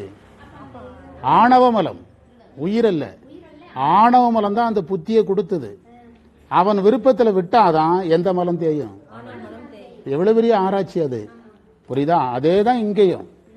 தேவர்களுக்கு இவர் அமுதம் கொடுக்கிற அளவுக்கு ஒன்றும் அக்ரிமெண்ட்டும் கிடையாது, ஒன்றும் கிடையாது. பெரிய பக்தர்களும் கிடையாது. ஆசைப்பட்டுட்டான். இப்போ நம்ம வீடுகளில் பையன் ஆசைப்பட்டுட்டான். என் பையன் கல்யாணத்தோட நான் எப்போவுமே ஒரு வேலை செய்தால் நம்ம இந்த வேலையை செய்கிறது இன்னொருத்தர் வளரணும் அப்படின்னு ஆசைப்படுவேன். நம்மகிட்ட வேலை செஞ்சதுனால ஒரு வளரணும்னு ஆசைப்படுவேன். நம்மகிட்ட ஒரு ஸ்டுடியோக்காரர் ஒருத்தர் இருந்தார், ஞாபகம் இருக்கா அவங்களுக்கு? ஒரு தம்பி இருந்தான். மருமகளுக்கு பூ வைக்கிற அன்னைக்கெல்லாம் ஃபோட்டோ எடுத்தான், ஞாபகம் இருக்குதா? கமலன் டீச்சர் வீட்டு பக்கத்து. அவனை வளர்த்து விட்றத நம்ம குருகுல கேமராமேன்னே அறிவித்தான். அவனை வளர்க்கணும் தான் அறிவித்து நான் கல்யாணத்துக்கு அவனுக்கு தான் கொடுக்குறதா இருந்தேன். என் பையனுக்கு அவருடைய ஃபோட்டோவில் திருப்தி இல்லாமல் அவன் நிறைய வீடியோலாம் அனுப்பி பார்த்தான், முடியாதுன்ட்டான். கடைசியில் கோயம்புத்தூர்லேருந்து ஒரு ஆளை பிடிச்சிட்டான். அவனுக்கு கல்யாண ஆல்பத்தை பார்சல் பண்ணி அனுப்பியிருந்த அந்த பார்சலை பிரிக்கிறதுக்கு 1/2 மணி நேரம் ஆச்சு. அவ்வளோ சூப்பராக பார்சல் பண்ணிதான். 1.5 லட்சம் ரூபாய்க்கு மேலே சம்பளம். இவன் கடைசி நேரத்தில் எனக்கு ஒரு நிறைவேறாத ஆசைன்ட்டான். யாரு? என் பையன். அதாவது ஸ்லோ மோஷன் கேமரா வேணுன்ட்டான். பிறகு கடைசி நேரத்தில் எடுத்தோம், அதுக்கு தனி சம்பளம். ஆமாம், ஸ்லோ மோஷன் கேமரா வேணும், கம்பல்சரியாக வேணுன்ட்டான். அப்போ ஒரு பெற்றோராக நம்ம என்ன நினைக்கிறோம்?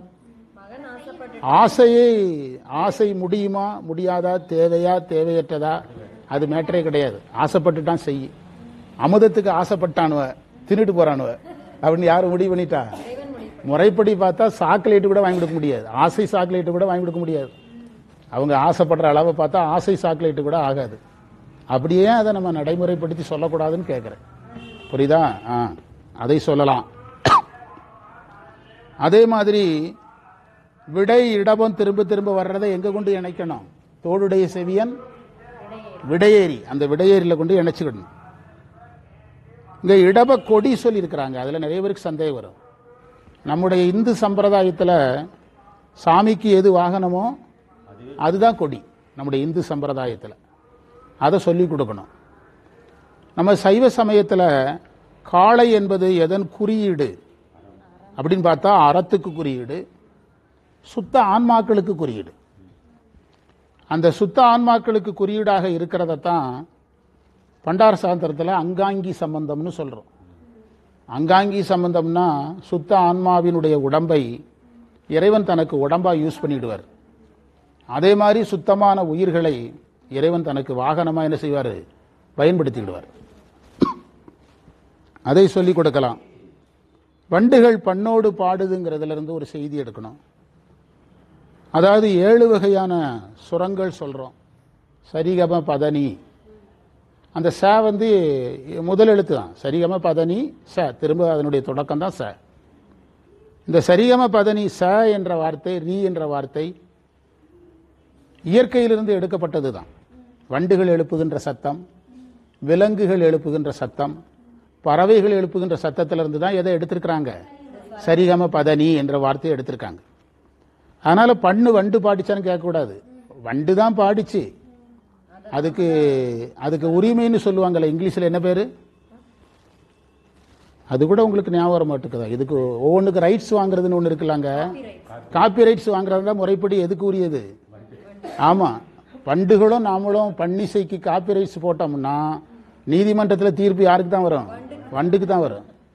காப்பி ரைட்ஸ் இன்னொன்று இருக்குது, இந்த குறியீடும்பாங்க. என்னது? இப்போ உதாரணமாக திருநெல்வேலி அல்வான்னா அது எங்க திருநெல்வேலிக்கு உரியதுன்னு ஒன்று உலக அளவில் ஒரு சர்டிஃபிகேட் வாங்குவாங்க. அதெல்லாம் அந்த இதோட யோசிச்சு பார்க்கலாம். Pattern right. பேட்டன் ரைட்டு யாருக்கு தான் உரியது? வண்டுக்கு தான் உரியது. நீங்க உடனே நம்ம அவர் பாடினார், யார் வேணாலும் பாடியிருக்கலாம். முதல்ல பாடினது யாரு தான்? வண்டு தான். புரியுதா? அதனால அந்த வண்டுகள் பாடியதுன்னு சொன்னாரு. அடுத்து வண்டுகள் பாடுதல்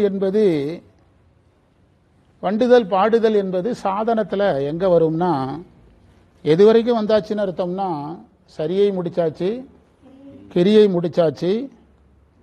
அதாவது சரியை கிரியை முடிந்து பதிஞானம் பிறக்க போற இடம். என்ன பிறக்கின்ற இடம்? பதிஞானம். கருவிகளால் வருகின்ற அறிவு ஒடுங்கி பசு ஞானம் ஒடுங்கி, பசு ஞானம் சிற்றறிவு ஒடுங்கி இறைவன் அருள் பெறுகிற இடத்தை தான் வண்டு பாடுதும்பாங்க. வண்டு தேனை சாப்பிட்டது இன்பமா இருந்துச்சுன்னா பேரின்ப நிலைக்கு கொண்டு போயிடணும். வண்டு பாடிச்சுன்னா அருள் நிலை. வண்டு இன்பமா இருந்துச்சு தேனை சாப்பிட்டதுன்னா இன்ப நிலை. அருள் நிலை வேற, இன்ப நிலை வேற. வண்டு பாடிச்சுன்னா துரிய நிலை. வண்டு தேன் சாப்பிட்டதுன்னா என்ன நிலை? அப்படி ஞாபகம் வச்சுக்கொள்ளணும். அடுத்த எண்ணிறைந்த தேவருங்கிறதுக்கு தான் தோளம் என்ற வார்த்தையும் ஏற்கனவே வந்திருக்கு. அந்த முதல் வரியில தோளம்னு ஒரு வார்த்தை இருக்குதா? அதுக்கு விளக்கம் சொல்றாரு 4வது வரியில. எண்ணிறந்த, அது அன்கவுண்டபிள்.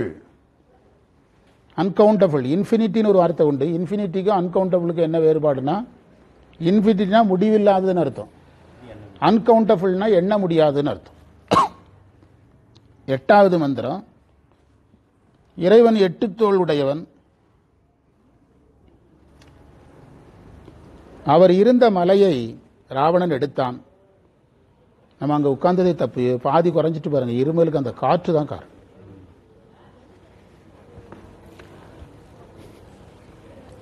அவன் வலிமை பொருந்திய தோள்கள், தோள், உடல், மணிமகுடம், மணிமகுடம் அல்லது தலை நெறியுமாறு கால் விரலால் சிறிது ஊன்றினார்.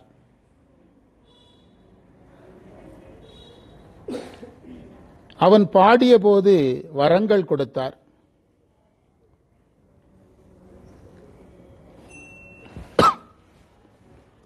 புண்கள் நீங்கின. இங்கு தேவரியத்தை இருக்கிறார், அம்மையோடு இருக்கிறார். வியனார் கையிலை, இடமகன்ற கையிலை. வியனார் கையிலைனா இடமகன்ற கையிலை. புண் என்றால் உடற்புண், உள்ள புண்.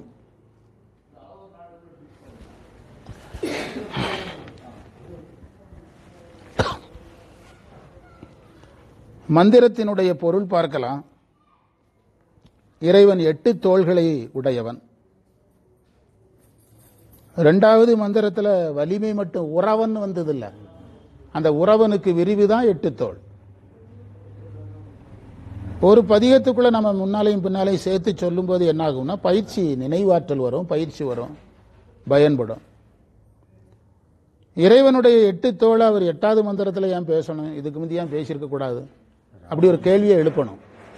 ஏன் இங்க பேசினார்னா, ராவணனுடைய வலிமையை சொல்லணும். அப்போ ராவணனை விட வலிமையானவர்னு சிவபெருமான் சொல்லணும். அதனால சிவனுக்கு என்ன தோள் சொன்னாரு? 8 தோள் சொன்னார். அப்படி ஒரு பொருத்தமான விளக்கம் சொல்லணும். ராவணனை பேசுறாரு, ராவணன்னாலே நமக்கு நல்லா தெரியும், மிகப்பெரிய வலிமை உடையவன். கிராமத்து திருவிழாவில் ஒரு கல்லை தூக்குறதே பெரிய சாதனையா இருக்கு. மாப்பிள்ளை கல்லு நல்லமோ கல்லுங்கிறாங்க. இவன் மலையே தூக்கி விட்டானே, புரியுதா உங்களுக்கு? இடும்பன் மாதிரி மலையே தூக்கி விட்டானே. அப்படி இருக்கும்போது இவன் எவ்வளவு பெரிய ஆள்னு ஒரு எண்ணம் வரும். அவனை டம்மி பண்ணணும். அப்ப யாரை வச்சு டம்மி பண்றது? சிவனை வச்சு தான் டம்மி பண்ண முடியும். அவருக்கு எத்தனை தோள்? அவ்வளவுதான்.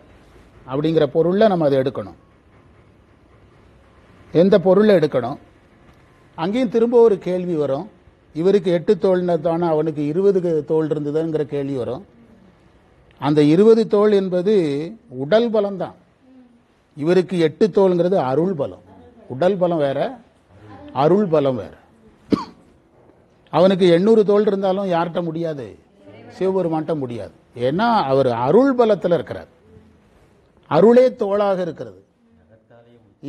இவனுக்கு மாயையினால தோல் வந்திருக்குது, அவருக்கு அருள்ல தோல். அதனாலதான் நகத்தாலேயே அவனை இது பண்ண முடியுது. அதை சொல்லணும். அடுத்தது தோள்களை உடையவன். பிறகு அவன் சாமகானம் பாடின உடனே அருள் செய்கிறாரு. 8வது மந்திரத்தில் ஏன் ராவணன் வர்றாருன்னா, செய்கிழார் காரணம் சொல்றாருல்ல. என்ன சொல்றாரு? தவறு செய்தால் தண்டனை, திருந்தி வந்தால் அருள். அதுதான் ராவணன் தவறு செய்தான் தண்டிச்சாரு, திருந்தினா அருள் செய்தார். அவனுக்கு சந்திரகாசம் என்ற வாழ் கொடுத்தார். 3 கோடி முக்கோடி வாழ்நாளும் முயன்றுடைய பெருந்தவமும் முதல்வன் முன்னால் எக்கோடியாராலும் வெலப்படா என கொடுத்த வரமும் ஏனை திக்கோடும் திசையனைத்தும் செருக்கடந்த புயவலியும் தின்று மார்பில் புக்கு ஓடி புறம்போயிற்று ராகவந்தன் புனிதவாளி அப்படின்னு கம்பர் சொல்லுவார். 3 கோடி வாழ்நாட்களை கொடுத்தார். அதையெல்லாம் அவன் இழந்து கொண்டான். சிவன் கொடுத்த வரம் ராமனிடத்தில் எப்படி தோற்றதுன்னு கேள்வி வரலாம். அது அதர்மத்துக்கு பயன்படுத்தக்கூடாதுல்ல. என்ன சொல்றீங்க? அவன் வரங்களை எதற்கு பயன்படுத்தினான்? அதர்மத்துக்கு பயன்படுத்தினான். இறைவனை நெருங்க நெருங்க நமக்கு என்ன பயம் இருக்கணும்? தர்மத்தில் கவனமா இருக்கணும். நமக்கு எதிர்ப்பு எது வந்தாலும் நான் கவலைப்படுறதே கிடையாது. என்ன காரணம்னா, நம்ம பாதை சரி. நம்ம சரியா போயும் தோற்றோம்னா அது இறைவன் விருப்பம்னா அது கவலையே கிடையாது. புரியுதா? எது சரியா இருந்தா சரி, பாதை சரியா இருந்தா சரி. அதை அதில் நாம பார்க்கிறோம். பிறகு சாமகானத்துக்கு அருள் செய்தான் சொன்னதுனால இறைவன் இசை பிரியனா இருக்கிறான். அப்போ உடனடியாக நம்ம அதை நயப்படுத்தலாம். நீங்க நல்லா பாடுனீங்கன்னா, சராசரி மனிதன்னா தவறு செய்யாம யாரும் இருக்க முடியாது. நாம பாட பாட அந்த தவறுகள் யாரால் மன்னிக்கப்படும்? இறைவனால் மன்னிக்கப்படும். ராவணனுக்கு மன்னிப்பு மட்டும் நடக்கல, பரிசும் கிடைச்சது. மன்னிப்பும் கிடைச்சது, பரிசும் கிடைச்சது. அப்போ ஒரு விஷயம் தெரியுது. சிவபெருமான் விஷயத்துல தப்பு செய்தா கூட இதில் தான் போய் முடியுது, பரிசுல போய் முடியுது. சிவபெருமான் மலையை எடுத்துக்காம இருந்திருந்தானா அந்த பரிசு கிடையாது, இந்த பாடலும் கிடையாது. 8வது மந்திரத்தில் என்ன செய்ய முடியாது? சிவபெருமான் விஷயத்துல தவறு செஞ்சாலே பரிசுகளும் பட்டங்களும் வரும்னா, அப்போ நல்லது செஞ்சா என்ன வரும் அப்படிங்கிறது தான் ராவணன்ல நாம கற்றுக்கிடுறோம் அப்படின்னு எடுத்து பார்க்கலாம். இதையெல்லாம் அதில் நம்ம எடுத்து சொல்லணும். சொல்லும்போது என்னாகும்னா, அந்த பாடத்தில் ஒரு லைவ் கிடைக்கும், இயற்கை தன்மை. அந்த லைவ் தான் ரொம்ப முக்கியம். உரையாசிரியர் எழுதுவார், பக்கம் பக்கமா எழுதுவார். அது அந்த மூலம் என்ன சொல்லுது, மூலத்திலிருந்து நீ என்ன எடுக்கிற, அதுதான் கேள்வி. மூலத்தினால்தான் கிளாரிட்டி கிடைக்கும். நீங்க அதில் தெளிவா இருக்கணும், ரொம்ப கவனமா இருக்கணும். அடுத்த மந்திரம், இந்த 3 மந்திரத்தை முடிச்சுட்டு கிளம்பலாம். பொருள் எழுதுங்க. அயன்மால் தேடி காண முடியாதவன், பவளமலை போன்ற மார்புடையவன், திருநீறு அணிந்தவன்,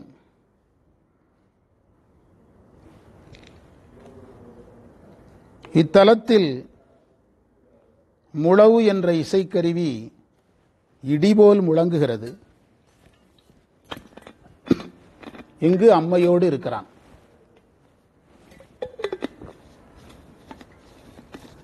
ஒன்பதாவது மந்திரம்,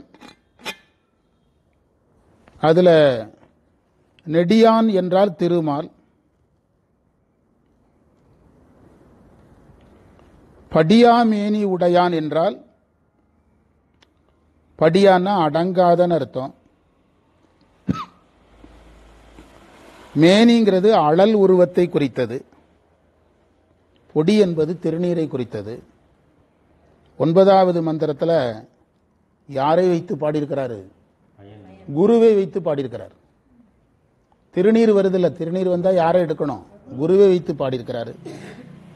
ஞானசம்பந்தர் தேவாரத்தில் எப்போதுமே இவங்க 2 பேர் தேடின செய்தி 9வது மந்திரத்தில் இருக்கும்.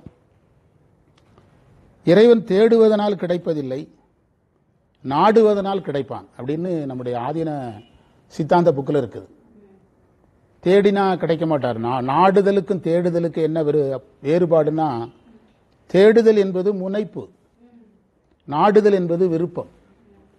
விரும்பி ஒரு பொருளை அடைஞ்சிடலாம், தேடுறதுனால ஒரு பொருளை என்ன செய்ய முடியாது, அடைய முடியாது. அவர்களிடத்தில் முனைப்பு இருந்தது, இறைவன் எட்டவில்லை. தங்களை கடவுளாக கருதினார்கள், எட்டவில்லை. இயலாமை உணர்ந்து 5 எழுத்து சொன்னபோது இறைவன் எட்டினான். அதை வலியுறுத்தி சொல்லலாம். பிறகு இறைவன் அழல் உருவாக நின்றது அண்ணாமலையாரை வச்சு சொல்லிக் கொடுக்கலாம், யோகப்படுத்தலாம், யோகமாக சொல்லலாம். படியாமேனி, படியானா அடங்காதன்னு அர்த்தம். இப்போ ஒரு ஏதோ ஒரு ஒரு டம்ளரில் நாம் ஒரு மருந்து வைக்கிறோம். அந்த மருந்து கலங்கி போயிருக்குது. ஒரு அரை மணி நேரம் டம்ளரில் வச்சோம்னா என்ன சொல்கிறோம்? அந்த மேலே இருக்கிற கசடுகள் எல்லாம் என்ன செஞ்சிடும்? படிஞ்சிரும்னு சொல்கிறோமா, அடங்கிரும்னு சொல்கிறோமா? ரெண்டும் ஒன்று தான். அடங்குதல் படிதல் இவ்வளவுதான். வேற எப்படி சொன்னாலும் புரியாது, இப்படி சொன்னால் ஈஸி. அதனால அவனுடைய உருவம் அடங்குதல் இல்லாத உருவம். இதை அப்படியே எடுத்து 8ல் போட்டிங்கன்னா அவருடைய பவளம் போல மாறுபுடைய பவளமலை மாறுபுடையவன், பவளமலை போன்ற மாறுபுடையவனை அவ இருக்கிற மலையை எப்படி இவன் தூக்க முடியும்? அது அந்த கனெக்ஷன் நல்லா இருக்குது பாருங்க, எப்படி தூக்க முடியும்? பிறகு அந்த இறைவன் குருவா காட்டுறாரு. எத்தனாவது மந்திரத்தில்? 9ல் குருவா காட்டுறாரு. அதாவது அம்மையிடத்தில் ஞானப்பால் உண்டதுனால அவர் அம்மையை தான் வியந்து பேசுறார். ஆனால் ஒரு செய்தி ரொம்ப முக்கியம். தோருடைய செவியன் பாடுவதனால என்ன கிடைக்கும்னு ஞானசம்பந்தர் சொல்றாரு? தொல்வினை தீர்தல் எளிதாமேங்கிறாரு. அப்போ வினை போகும்னு தானே பதிக பலன் சொல்லணும். அகத்தியர் தேவார திரட்டு என்ன சொல்லுது? குருவருள் கிடைக்குங்குது. இப்போ வாங்க செய்திக்கு. அந்த பதிகத்தில் குருவருள் பற்றிய செய்தி இல்லை. எங்க இருக்கு? இங்க இருக்கு. புரியுதா? அதனால தான் இதை இரட்டை பதிகம்னு நான் சொல்றேன். குருவருள் கிடைக்குங்கிறத இங்க யாரை பதிவு பண்றாரு? வினை போகும்னு முடிச்சவர் அதை தொடர்ந்து பாடிய பதிகத்தில் என்ன குறிப்பு கொடுக்கிறாரு? குரு குறிப்பு கொடுக்கிறார். தோளுடைய சேவியன் பாடினா குருவருள் கிடைக்கும்னு சொன்னா யாரும் நம்ப மாட்டா, ஏன்னா விளக்குறது கஷ்டம். அவர் அடுத்து பாடின பதிகத்தில் 9வது மந்திரத்தில் குரு வர்றாருப்பா, அதை நம்ம ஒரு பிரமாணமாக என்ன செய்து கொள்ளலாம், வைத்துக் கொள்ளலாம் என்று எடுத்து சொல்லலாம். பிறகு வினை போகும்னாலே வினையை யாரு தான் போக்க முடியும்? குரு தான் போக முடியும். இறைவன் யாராக வந்து? குருவாக வந்து தான் போக்க முடியும். அதனால அப்படி சொன்னாருங்கிறதையும் சொல்லும். 10வது மந்திரத்தினுடைய தொகை பொருள், மயில் தோகை உடைய சமணர்கள், அறிவு குறைந்த புத்தர்கள், அவர்கள் புனைந்து பேசுகின்ற மொழிகளை இறைவன் தாழ்த்துகிறான். அவன் நெருப்பு நிறத்தவன், சிவந்த வான் நிறத்தவன். இத்தலத்தில் வாங்க, இதை ஆஃப் பண்ணி வச்சுடுங்க. மகா சிவராத்திரி இது. சரி சரி,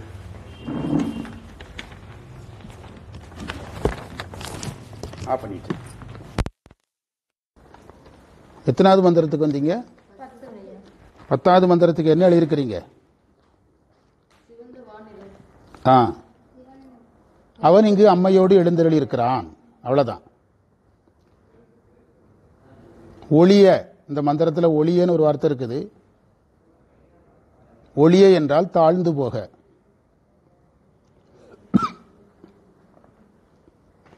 குழுவும் என்றால் சேர்ந்து எரிகின்றன அர்த்தம்.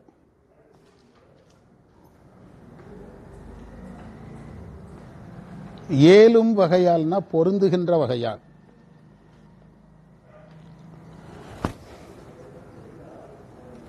அங்க உட்காராம இருந்திருந்தா இப்ப முடிச்சிருக்கலாம். ஆளும் மயில் என்றால் ஆடுகின்ற மயில். நாளைக்கு எனக்கு 5 மணி நேரம் சொற்பொழிவு இருக்குது கரூர்ல. உடம்பு ரெடி ஆயிட்டு, எனக்கே தெரியும் ரெடி ஆயிட்டு. பிறகு இறைவனும் அவர் வேலை வரும்போது உடம்பெல்லாம் ரெடி பண்ணிடுவார். அவன் தனிப்பட்ட வாழ்க்கையில் என்ன ஆனாலும் அவரை பற்றி கவலை கிடையாது. அவர் வேலை வரும்போது கரெக்டாக ரெடி பண்ணிடுவார். ஆமாம், கரெக்டாக ரெடி. அவர் வேலையில கரெக்டாக இருப்பார். விளக்கம் பாருங்க. சவண பௌத்தர்கள் மொழிகளை தாழ வைக்கிறார்.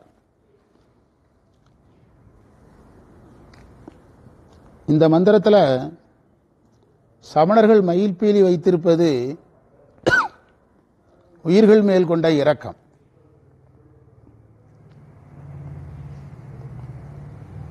உயிர்கள் மேல் இரக்கமுடையவர்கள் நல்லவங்க தானே. ஜீவகாரண்யம்ங்கிறது நல்லது தானே. அப்போ அவங்கள நாம ஏன் வெறுக்கணுங்கிற கேள்வி வரும்ல. வெறுக்கணும் என்பது நல்ல கேள்விதான். அதாவது உயிர்கள் மேல் இரக்கம் என்பது அறப்பண்பு. சிவபெருமானை மறுத்தல் என்பது அருள்நெறிக்கு மாறானது.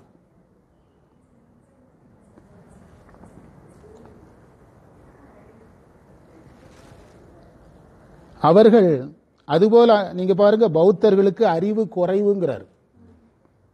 என்ன அறிவு இல்லை?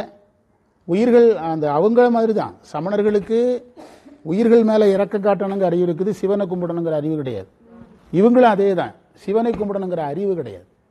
அப்படியானால் உயிரிறக்கம் இருப்பதினாலேயே ஒருவர் உயர்ந்தவர் ஆகிவிட முடியாது. அந்த உயிரை படைத்த கடவுள் மேல அன்பு இல்லாம நீங்க உயிர்கள் மேல அன்பு காட்டி என்ன பண்ண போறீங்க? ஒரு இடத்துல அந்த அருணை வடிவேல்னார் உரையில வருது. அதாவது மதுவை படைத்து கடவுளை கும்பிடுறானா அவனை ஏற்கலாமான்னா, சிவனை கும்பிட்டுட்டானல்ல ஒரு நாள் எந்த பழக்கம் போயிடும், அதனால அவனை ஏற்றுக்கிடலாங்கிறார். ஆனா சிவனை மறுக்கிறவனை விட இவன் நல்லவங்கிறார். ஏன்னா என்ன வழிபாட்டுக்கு வந்துட்டான்? வழிபாட்டுக்கு வந்துட்டான். அதான் பிரச்சனையேங்க. அப்போ உயிர்கள் மேல் இரக்கம் இருக்கிறதுனால அவங்களை ஏற்றுவிட முடியாது. ஆனா சிவனை மறுத்தது பெரிய குற்றம். சிவனால் தான் படைக்கப்பட்டதை மறுக்கிறான், சிவனால் உயிர்கள் படைக்கப்பட்டதை மறுக்கிறான். வள்ளுவர் கொல்லாமை சொல்றாரு, புலால் மறுத்தல் சொல்றாரு. கடவுளை ஏற்றுக்கொண்டு தானே சொன்னாரு, சிவனை ஏற்றுக்கொண்டு தானே சொன்னாரு. எண் குணத்தான் என்று சிவபெருமானை ஏற்றுக்கிட்டு தானே சொன்னாரு. வள்ளலார் சிவனை ஏற்றுக்கிட்டு தானே ஜீவகாரணியும் சொன்னாரு. எனவே இவங்க தப்பு பண்ற இடம் எதுங்கிறத நம்ம சொல்லிக் கொடுக்கணும். நான் கூட சொன்னேன், அறிவில் சமணர் அப்படின்னா அவன் அறிவில்லாதவன் கிடையாது, சைவ சமய அறிவில்லை. அவனுக்கு தேவையான அறிவு என்ன செய்கிறது? இருக்கிறது. அதை சொல்லிக் கொடுக்கணும். இறைவனுடைய நிறம்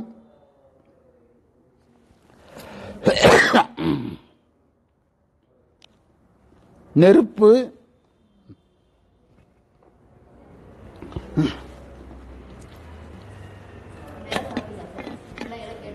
எது சாப்பிட்டேன் கேட்டது. அதனாலதான் எல்லாம் ஓரளவு கண்ட்ரோல் ஆயிட்டு. நல்லா நான் அந்த நிறைய மருந்துகள் சித்த வைத்தியர் கொடுத்தெல்லாம் நிறுத்திட்டேன். ஏன்னா அது கிளறி விட்டுரும். அது ஒரு கட்டத்தில் என்ன செஞ்சிடணும், எல்லா மருந்தையும் நிறுத்திட்டேன். ஒரு கட்டத்தில் நிறுத்திட்டோம்னா உடம்பு தன்னுடைய இயற்கை நிலைக்கு என்ன செஞ்சிடும்? போயிடும், மாறிடும். சித்த மருந்துக்கும் அலோபதிக்கும் என்ன ஆகுதுன்னா, அலோபதி நோயை மறைச்சு சுகமாக்கும். சித்த மருத்துவம், ஆயுர்வேதம், ஹோமியோபதி எல்லாம் நோயை கிளறி விட்டு அதுக்கு பிறகு என்ன செய்யும்? சரி பண்ணும். இந்த சின்னச்சாமியா மருந்து கொடுக்கிறார்ல, என்ன மருந்து அது? ஹோமியோபதியில என்ன இலக்கணம் சொல்றான்னா, நோய்க்கு மருந்து கிடையாது, நோயின் காரணத்துக்கு தான் மருந்து. அதான் வித்தியாசம். எழுதுங்க. இறைவனை சிவந்த நிறமுடையவன்னு சொன்னாரு. இதற்கு முந்தைய மந்திரத்தில் இறைவனை குருவாக காட்டியதையும் இந்த சிவந்த நிறத்தையும் இணைக்கணும். குருனாலே என்ன நிறம் தான்? சிவப்பு. ஞானம். மாணிக்க வாசகருக்கு இறைவன் காட்சியா கொடுத்தது என்ன வடிவத்தில் தான்? ஜோதி வடிவத்தில். ஜோதி வடிவத்தில் தான் பண்டிதமணி சொல்றாரு. ஜோதி வடிவத்தில் தான் காட்சி. அதனால அதையும் இதையும் இணைச்சு பார்க்கணும். இந்த இடத்துல சைவர்கள் ஏமாறுவதற்கு நிறைய வாய்ப்பு இருக்குது. 8ல் ராவணன்ட்டு வெளியே போயிடுவாங்க, 9ல் அயன்மான்ட்டு வெளியே போயிடுவாங்க, 10ல் சமண பௌத்தனான இவ்வளவு செய்தி இருக்கிறது எடுத்து சொல்ல மாட்டாங்க. அதை கவனமாக சொல்லணும். 10வது நிறைவு மந்திரத்தினுடைய பொருள். ஆனால் ஒரு கால பூஜைக்கான பொருள் செலவு ஏற்றுக்கிடுவாங்க, நம்ம குருகுலம் சார்பில் ஏற்றுக்கிடுவாங்க. நான் சொல்லிடுறேன் எல்லாத்தையும். சரி சரி, ஓகே. அது நீங்கள் உங்கள் வசதிக்கு போட்டுவிடுங்க, ஒன்றும் பிரச்சனை. பண்ணிடலாம். சரியா? இல்லைன்னா ஏதாவது குறிப்பிட்ட காலம் சொல்கிறீங்களா? ஏதாவது எந்த காலமா? நீங்கள் மற்றவங்களுக்கு கொடு, போட்டுட்டு நமக்கு போட்டு, நமக்கு எப்போவுமே எப்போ போட்டாலும் சரி. என்ன இருக்கிறீங்க? சீர்காழி ஞானசம்பந்தர் தன் பதிகத்தை நிறைவு செய்யும் போது தன்னுடைய தலத்தை மேலே கொண்டு வந்துடுவார். அப்படி சொல்ல போறாரு. சீர்காழி உயர்ந்த மாடங்களை உடையது,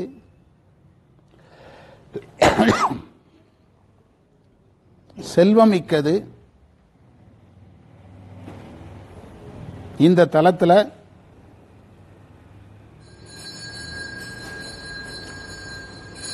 இந்த தலத்துக்கு என்ன சிறப்புன்னா, பாடினதும் அந்த ஊர், அவர் ஊரும் எது அதுங்கிறதுனால அந்த ஊர் ஞான சம்பந்தன் அவர் சொல்லல பாருங்க. கடைசியில் சொல்றாரு, ஆனா பெருசா போக்கஸ் பண்ணல. உமையம்மையோடு எழுந்தருளி இருக்கின்ற குற்றமில்லாத இறைவனை அன்பால் தமிழில் விரகன் என்றால் திறமை, ஆற்றல் என்ற பொருள்ல வரும். ஞான சம்பந்தன் சொன்ன இந்த மாலையை பல நாளும் பாடணும், ஆடி பாடணும். செய்திங்கன்னா சிவ உலகத்தில் இருக்கலாம்.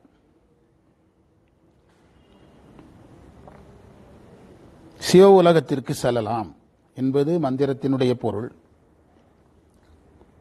ஞானசம்பந்தர் சீர்காழி வீடுகளை, மாடங்களை உடையதுங்கிறாரு.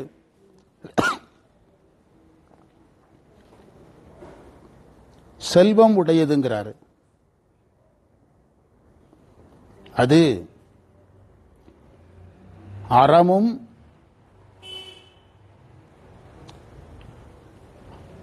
அருளும் மிகுந்திருந்ததை குறிக்கின்ற செய்தியாகும். மந்திரம் 10ல்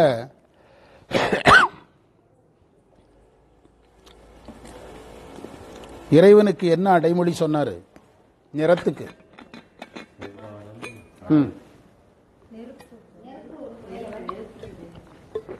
நெருப்பும் சிவந்த வானமும் சொன்னார். மந்திரம் 11 அம்மைக்கு என்ன அடைமொழின்னு பாருங்க. மின்னல் போன்ற இடையுடைய அம்மை.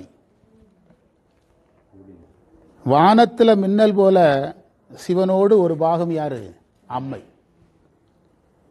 அந்த சிவப்புன்னு சொன்னது எரிதழல் நிறம், செவ்வான நிறம் என்பது எரிதழல்னே சொல்லிட்டாரு. எரிதழல் நிறம்.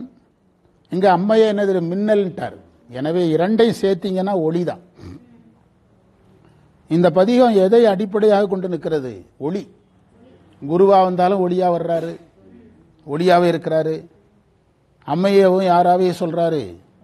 ஒளியாகவே சொல்லுகிறார் என்பதை அழகா பார்க்கலாம். இதை நாம பல நாட்கள் பாடணும், பல நாட்கள் பாடிக்கிட்டே ஆடணுங்கிறார். ஆடிப்பாடி அண்ணாமலை தோல ஓடிப்போகும். சிவாக்கர சுவாமிகள் அதை அடிக்கடி சொல்றார். எனவே பாடுனா பரீட்சை எழுதலாம், சர்டிஃபிகேட் தருவாங்கங்கிற எண்ணம் இருக்கக்கூடாது. தேவாரம் பாட பாட, தேவாரத்துக்கு ஆட ஆட நம்முடைய என்னது போயிடும், வினைகள் போயிடும். இறைவன் உலகத்திற்கு செல்லலாம். இறைவன் உலகத்திற்கு செல்லுதல் என்பது ஒரு நிலையில் திருவடி சேர்தலாக முடியும். ஒருவேளை இறைவன் உலகத்துக்கு சென்று திரும்ப பிறந்தாலும் கூட தவம் செய்தார், தவலோகம் சார்ந்து பவம் செய்து பற்றறுப்பாராக. பிற உலகத்துக்கு போனாலும் திரும்ப பிறந்து இறைவன் திருவடியை அடையலாம் என்று இந்த அளவில் நிறைவு செய்வோம். இன்று நமக்கு கிடைத்த சிறப்புகளை எல்லாம் நம்முடைய குருநாதர் சம்பந்த சரணாலய அடிகள் திருவடிகளில் எண்ணமலர்களாக சமர்ப்பித்து எதியமை பணிகொடும் ஆரதி கேட்போம் எம்பெருமான் வெள்ளி எழுந்தருளா என்று நாளை பணியை நோக்கி செல்வோம். சிவாய நம சிவாய நம.